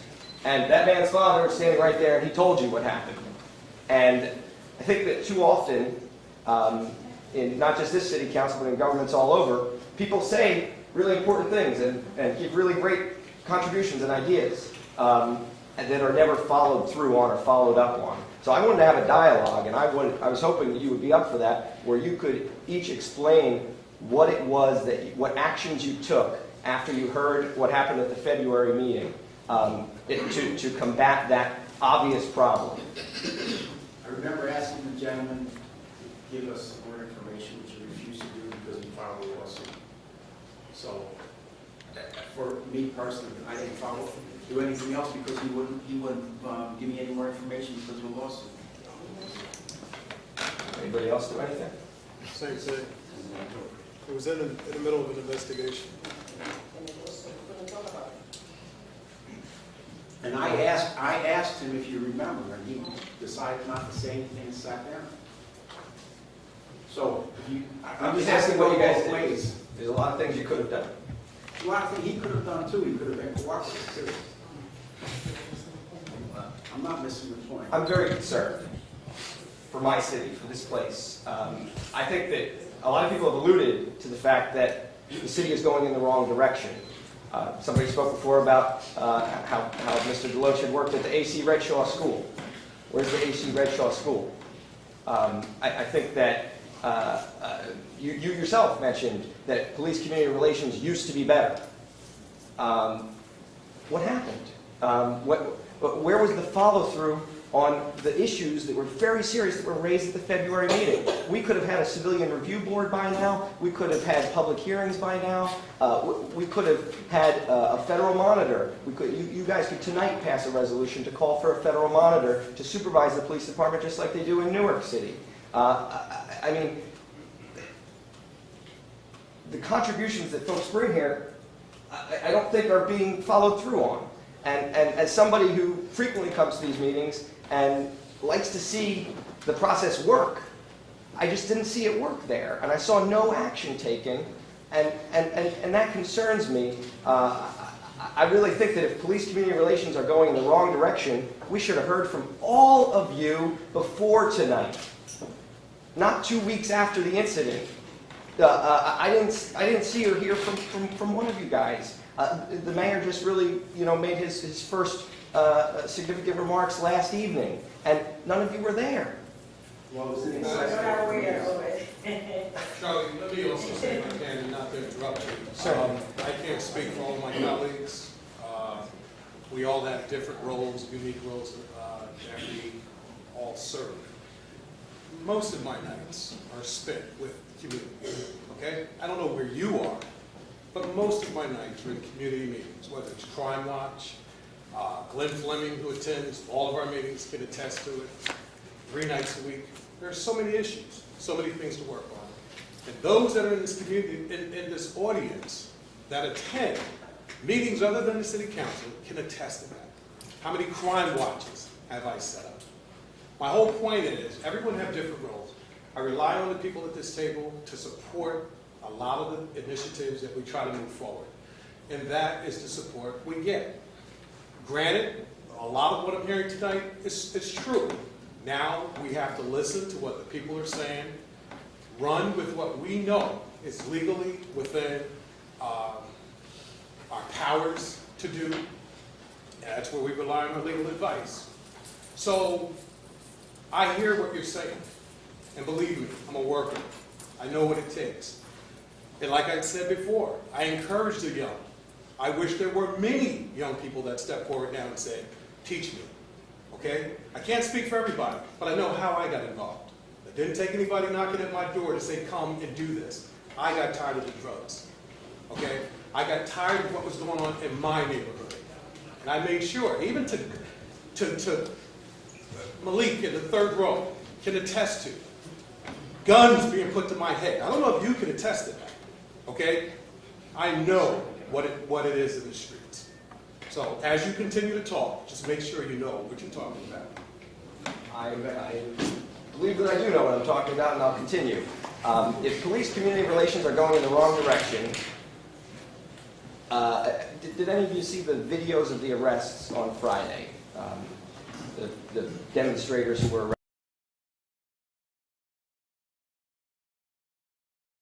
Harassment or intimidation of our own citizens. And I think something needs to be done, and I'm not seeing any leadership on this issue. And I've known you guys a while. I'm disappointed. I think that you guys could do more, and you should do more, and you should follow up on some of the ideas that folks have brought here, and that's all for now. Thank you. Yes, ma'am. You can speak from there if you wish. Hi, my name is Gabriella Aaron, and I live in New Brunswick. And on Friday, I was arrested by New Brunswick police officers for obstructing traffic. And I would just like to say that I felt the way the police handled the situation was very inappropriate. And I would just like to say what happened from my experience, my perception of it. We're standing on the sidewalk, and about 3 or 4 unmarked police vans came, and New Brunswick police officers, who I've never seen before, came out, poured out of the vans, and had their zip tie handcuffs and guns. Mind you, we have children with us, and they're yelling at us to get on the sidewalk. All the kids are huddled in the corner like, Mommy, come on, get on the sidewalk. These police officers, there was about 20 or 30 police officers to about 20 to 30 protesters. And I was holding my bicycle on the street, and I'm standing my ground because these police officers are human beings as well. They're not above me. They both eat dinner at night. They both have eyeballs and legs. We're the same exact thing. And I was talking to these people, and I'm saying, excuse me, why are you here? Why are you here? Who are you protecting here? Because your assistant is not here right now. Not one of those police officers would look me in the eyes and answer any of my questions. Not one of my questions. I said, please, I'm talking to you, I'm looking you in the eyes. Why are you here right now? No answers. Ma'am, if you don't get on the sidewalk, I'm going to arrest you right now. Okay, fine. So I get arrested, they handcuff me super tight, and I say, this is too tight. This is way too tight. Ma'am, we can't loosen them. Once they're tied, they're tied. Okay, I just want to tell you a little about myself. I grow vegetables and I feed people for a living. That's what I do. I work at Rutgers Gardens. I'm a plant science student at Rutgers. This was extremely inappropriate because I work with children also. That's what I do. I was standing my grounds for the children here. There were kids that were scared on the sidewalk of police officers. Do you think when they grow up that they're going to want to call police officers for help? Hell no. No. So I'm just saying I think this is an issue of police brutality and oppression and harassment because I know when I walk down the streets in New Brunswick, when I see police officers, I'm like, oh God, let's get out of here. Because they harass people, seriously. I don't know, I know you guys have computers at home, look at the video of me getting arrested. It's ridiculous. I'm standing in the street and they just handcuff me and I'm they're literally carrying me away. And then I get to the jail and I literally am handcuffed in jail with blood on the sink. I can't even get water in there. No one's answering any of my questions. I tell them, hey, I don't give you permission to go in my bag. I don't give you permission to go in my wallet. Ma'am, you don't have any rights. You're under arrest. Those are the words they said. I hope that they have the recording of all of this. I refuse in the jail cell. They literally pick me up and put me into the jail cell. And they say, ma'am, if you want to continue talking, speak into the camera and the microphone. We'll listen to you in the other room. Like, I'm literally handcuffed in a jail cell, speaking into the camera. And no, I scream, I need water, I'm menstruating, I need to use the toilet. No one even comes near me, honestly. So I really think that you guys need to do something about the police, because I don't feel not even one bit of safe when police officers are around. I feel agitated and annoyed and like just anxious around police officers. I don't feel good around the police officers here. Like, I hope there are videos of these police officers that were there, and they were really big men who I've never seen before. They probably don't live in New Brunswick, and they probably don't live here, and they don't know anyone in the community. They don't spend any time outside at the farmers. They don't do anything over here. So yeah, I really think something needs to be done about the police officers in New Brunswick, because if they're not making people feel safe, and they're supposed to serve and protect and be heroes, and I don't think they're doing that job. I really don't like the police officers here.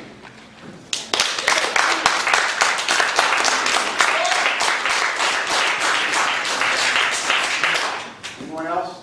Yes, sir. My name is Bill Davis. I have the good fortune of being on the faculty of Rutgers University. I've been living and working in and out of Brunswick since 1972. I used to live on Troop Avenue. I used to live right next door to the Civic League. 1974.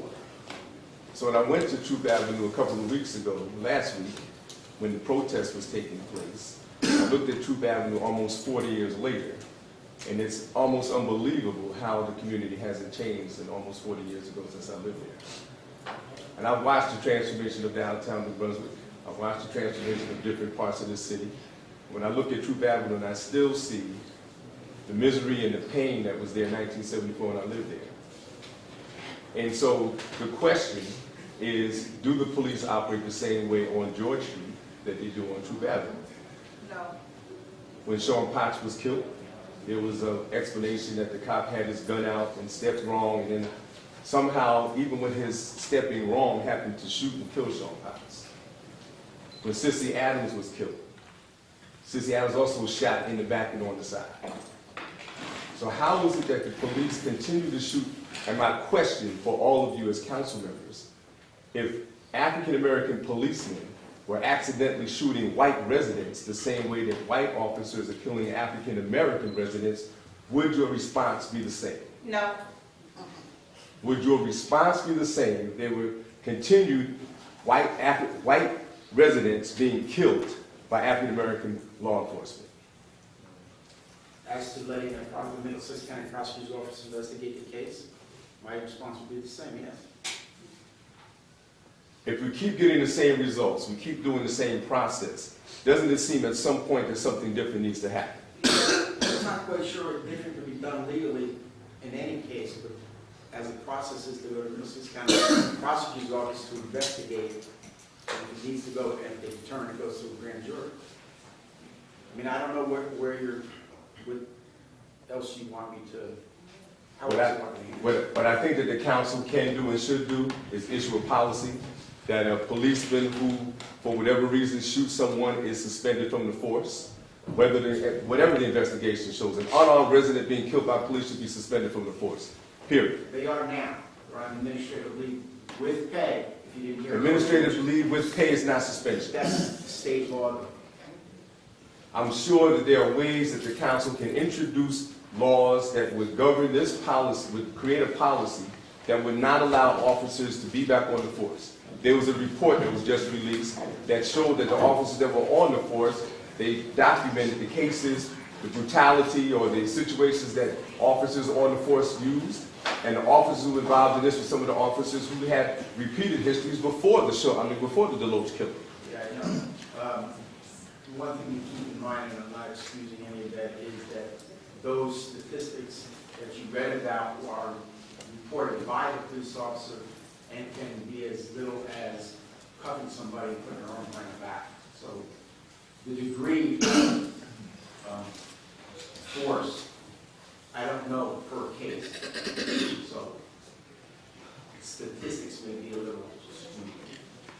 That is certainly a possibility, but the question remains that 20 years later, there have not been any officers indicted, fired from the force for killing unarmed residents. That point remains the same. And so the question is, as a council, as a legislative body, and Mr. Egan, I'm hoping that you're paying attention, is what is the council as a legislative body going to do to address this question? I don't believe there's anything we can do, Mr. Hamilton, legally. There are processes in place that shall hope work the way they're designed to work. And that's what we're waiting to see. Whatever the prosecutor makes a determination, he takes it to a grand jury, he makes a determination without taking it to the grand jury, it then goes to the next step. I'm going to say this for all the people in the room. I was here when Bobby Brown ran against the New Brunswick Democratic machine and won.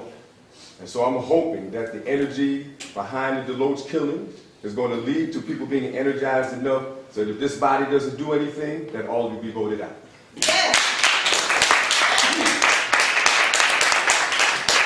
Anyone else who has not spoken yet? In the back, ma'am? My name's Mary Clinic. I try to make it brief. I was a victim of police brutality, but in a different manner.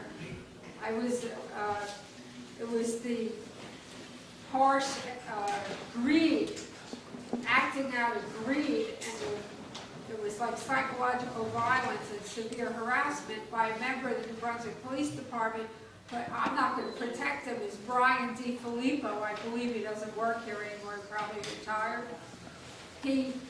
I didn't have a permanent job. I had a temporary job. I owned a house. I came back here. I used to live in New Brunswick. I left. I went all over the country. I came back. I was a tenant for 10 years. The first place I had an apartment, it hits me hard because the first place I came to in New Brunswick was Troop and Handy. I didn't live on Troop. I lived on Handy, the second house, 134 Handy, which was, that's like a very, you know, I have a lot of good memories there. That's a very safe, special place to me. And I was a tenant for 10 years, and then I got a house. I owned the house 25 years. Took 25 years to pay for the house. The reason I don't own it is the brutality of a New Brunswick police officer who, this age and the economic conditions, not just New Brunswick, but the whole world, the whole United States, I can't get a permanent job. I get all these odd temporary jobs. I happen to be working downtown. It was lunchtime. I go out. I was approached. They told me immediately, he told me I have to go to my house. No warning whatsoever. I said, they thought I had my car and I would drive home. I didn't have my car. I walked downtown. So they put me in a New Brunswick police car. I've told this story before, but you know what, I just want to tell you, because Mr. Egan, it was your father who was here, not you, and Ms. Escobar. Recently I was told that Ms. Valenti is your aunt. So No, it's not. She's not related to me. all right, I don't know. Somebody told me that. But you weren't here. You weren't here and he wasn't here, so at least you could, I'll just try to tell you the story. But there's another kind of brutality. It's the economic brutality. How many senior citizens were forced out of their houses, and the New Brunswick Police Department was involved, and officials in New Brunswick, and I didn't know about it until it happened to me. Because I had my hair dyed, and it wasn't as good. You want to see what it did to me? This is what it did. Because you hear these stories like some kind of shocking thing will happen to you, your hair will turn white. Well, mine certainly did. It wasn't like this, it was turning gray, but it didn't look like this. But just because I had some roots, some gray roots, maybe they thought they could do it. But they put me in a New Brunswick police car, drove me to my house and said I had to go right that moment. I didn't want to go. I was just there to eat lunch. I had a temporary job. I want to go back on George Street, go back to work. I wasn't told what it was about. As soon as I stepped foot on the porch, Brian DiFilippo, you got to understand, these people showed up in his uniform driving a police car on the payroll, and also the chief housing inspector, Michael Mahoney. In his city car, in his uniform, on the payroll, came on my porch. As soon as they stood on my porch, from one side they had 4 fire safety cars, 2 on Delavan and 2 on Sanford. The 2 on Delavan had to drive in the wrong direction. So now I had the 4 fire safety cars in front of my house. They all jumped on my front porch. I started counting heads, like this woman that left, she said, large men, much bigger than me. That's what it was like. I was pinned up against the back of the front. I got my back against my front door. There's 14 men in uniform and me on my front porch. So it's the head ones were Brian D. Filippo and Michael Mahoney. I said, what is this about? What are you here for? What's going on? And he said, oh, we're here because we want to make you an offer. You do? What's the offer? We want to buy your house. This is not a house. There's no sign that says it's for sale. Is this how you buy a house? Is this how you buy a house through real estate? How many other people has this happened to in the city of New Brunswick? Because if it happened to me, I know that it happened to others. Yeah. I know for certain. In fact, I even know right now who Michael Mahoney is harassing to get another house. And, not mine. Anyway, to make it short, the thing is, they wanted me to go right that moment, to go downtown and sign a contract to sell them my house right that second, and to work 25 years. Of course, the prices are different from when I bought it, but to have to work 25 years to pay for it, and what they offered me was $3,000. Shame on you. And not only did they want me to walk away from my house for that, they wanted me to sign that contract right downtown, and that I would leave the entire contents. Is that harassment? Don't you think that's some kind of mental cruelty and harassment, that I would give up everything I own to walk away from it? Of course I wasn't going to do it. And you know what? One of the sickest things that happened that day, it wasn't just Brian D. Filippo talking to Michael Mahoney. One of those fire safety inspectors who works for the city of New Brunswick, they were teaching him on my porch what to say. They were coaching him. He's young, so that in the future he can do it himself. His first name is Patrick. It was like completely sick to watch them teach the next generation. I wonder if that's what's going on in the police department, because it's something going on with the inspectors. Now this man is in the fire safety inspectors. He has nothing to do with it. He was not there. And if he doesn't believe me, if he believes whatever they told him, that's what they told him. He was not there. He was not involved. But a lot of other ones were involved. So they basically, it's like, here, no notice whatsoever. I either give them my house and walk away. And they even said to me, you're going to go downtown, sign the papers, you're going to walk away from here free and clear. And I was thinking, like, do they think if I have, my hair is dark and a little bit of gray roots are showing, I'm thinking, do they think I'm senile? Do they think that's going to be free and clear? What are they thinking? So of course I wasn't going to do it, and I was told, like, I have 2 minutes to make this decision. And the decision is either let them have my house, or I'm going to have to take the punishment. But who knows what the punishment is? What could be worse than that? Well, I wasn't going to take the deal, so I found out what the punishment was. What? The punishment was also completely illegal to do this. They made a call. And you know what the call was? Because they have contacts in the office of PSE&G on Albany Street in Brunswick. And right then, it was decided to turn off the gas and electricity to my building. So it's like, just like that. Change your life, just like that.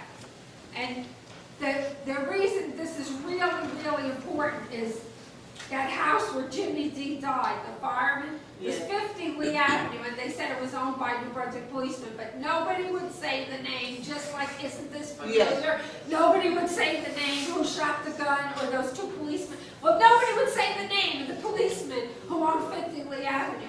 Well, you know who it was? Brian D. Filippo. But right on my porch, nobody could understand why they never got any kind of tickets or notices or citations for the hazards in that building, because what happened is the propane tank exploded and he died. This man for the fire department, the chief or whatever office he had, he died. That was another unnecessary death. Because the reason there was a propane tank was the tenant, the woman on the first floor, was operating a catering business in a house that had all these tenants in apartments. She stored a propane tank inside, and there was a homeless person who went in and was smoking, which reportedly exploded. Whatever happened, I don't know. I wasn't there. I mean, I probably did too if I was there. Anyway, I just wanted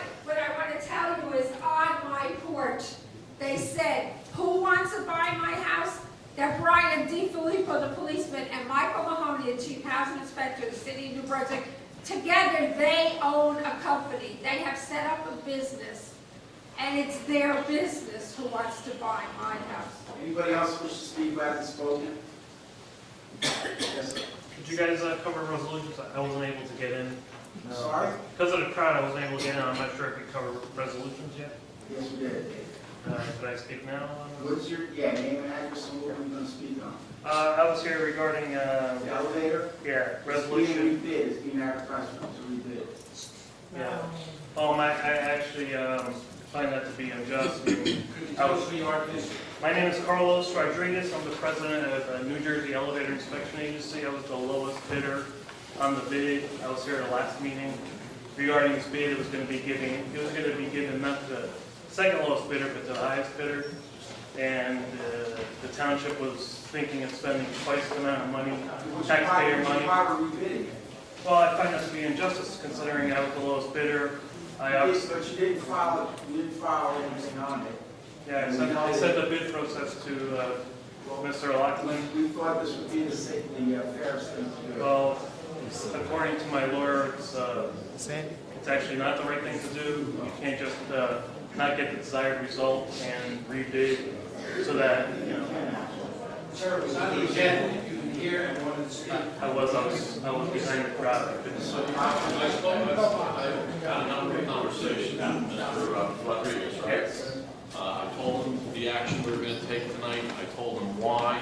I told him the bid specs do allow us to reject bids and rebid if we think it's in our best interest to do so. He doesn't believe. His lawyer apparently is giving him different advice. We've had three bidders to this one contract. All three have written letters of protest in some way. Mr. Rodriguez's bid was going to be rejected at the last meeting. We talked about it. Mr. Shrum didn't think he met the insurance requirements of the bid. The second low bidder is threatening litigation if the contract doesn't go to him. The highest bidder is complaining that Mr. Rodriguez's outfit is not properly representing the municipal work they've done in other towns. The fact of the matter is you have three very unhappy bidders, all pointing fingers at each other, at us as well. Maybe they believe the spec isn't written clearly.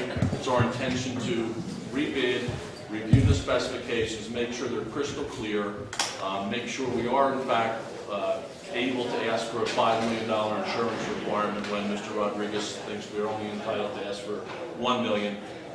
I just think it is in our best interest, as well as the bidders, to do it over again. There was nothing wrong with spec. Legally, bidders only have until 7 days prior to the bid to talk about or to make any claim against the spec. I mean, nobody's complaining, none of the bidders, I believe, are complaining against the specification. The only question there is the interpretation of the spec. I mean, the spec is pretty clear. I mean, I see it. It's just common sense. I mean, there's no reason to waste taxpayer money. I mean, obviously, there's going to be litigation. The township is going to have to pay for the attorney, and I have to pay for attorney.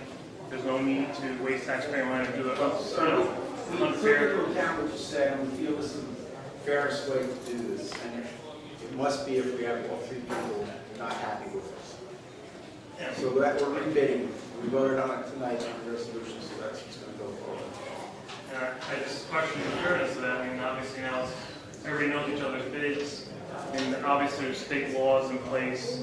I mean, my lawyer specifically just works on public laws contract, and that's his specialty. You know, I'm assuming his credentials speak for himself, but I mean, I just feel, you know, if the laws were written such way, just as far as common sense, I mean, there'd be a lot more townships taking advantage of this, especially corrupt townships. You know, they'd be rebidding every time they didn't get their way. I mean, and that's kind of like what it sounds like here. I mean, I think we should, instead of spending taxpayer money on legal fees. Unless a member of council wants to move that we reconsider, it's already been adopted, and it's going forward, right or wrong, it's going forward with the rebid. In deference to you, is the reason why we didn't award it to the bidder last time. I know, I was trying to save the taxpayer money, but no reason to waste money. I think that's part of the issue. Instead of spending money on the legal fees, why not spend money on understanding the force behind trying to drive township money to a higher bidder? The resolution has been passed.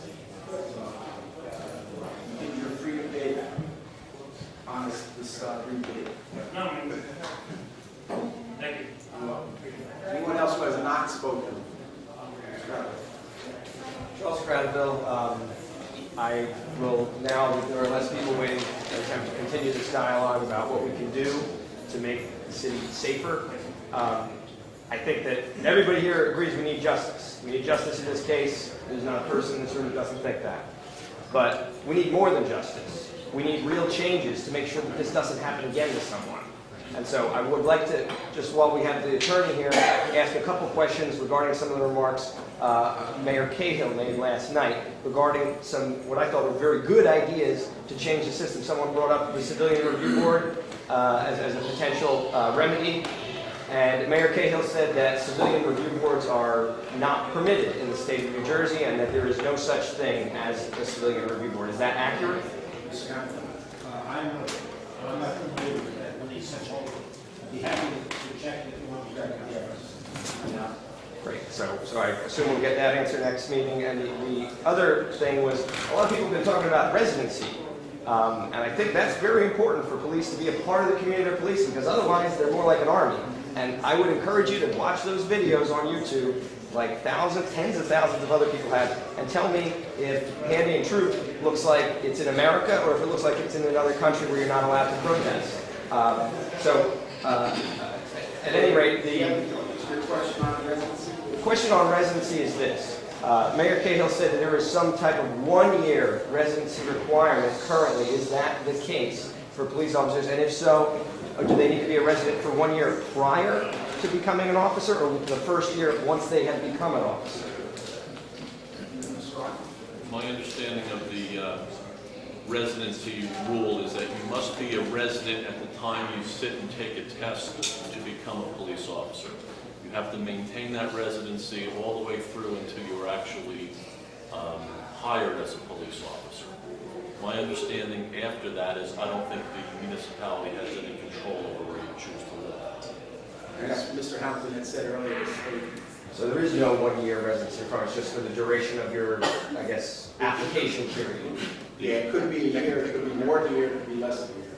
Well, I'd like to encourage the council to look into what was, I think, a good law passed by the Camden City Council a couple years back, that while I know you can't tell a person who's already employed with the city where they can or can't live, you can have a sort of a requirement that they be residents prior to applying for a certain amount of time. New Brunswick has that in its ordinance.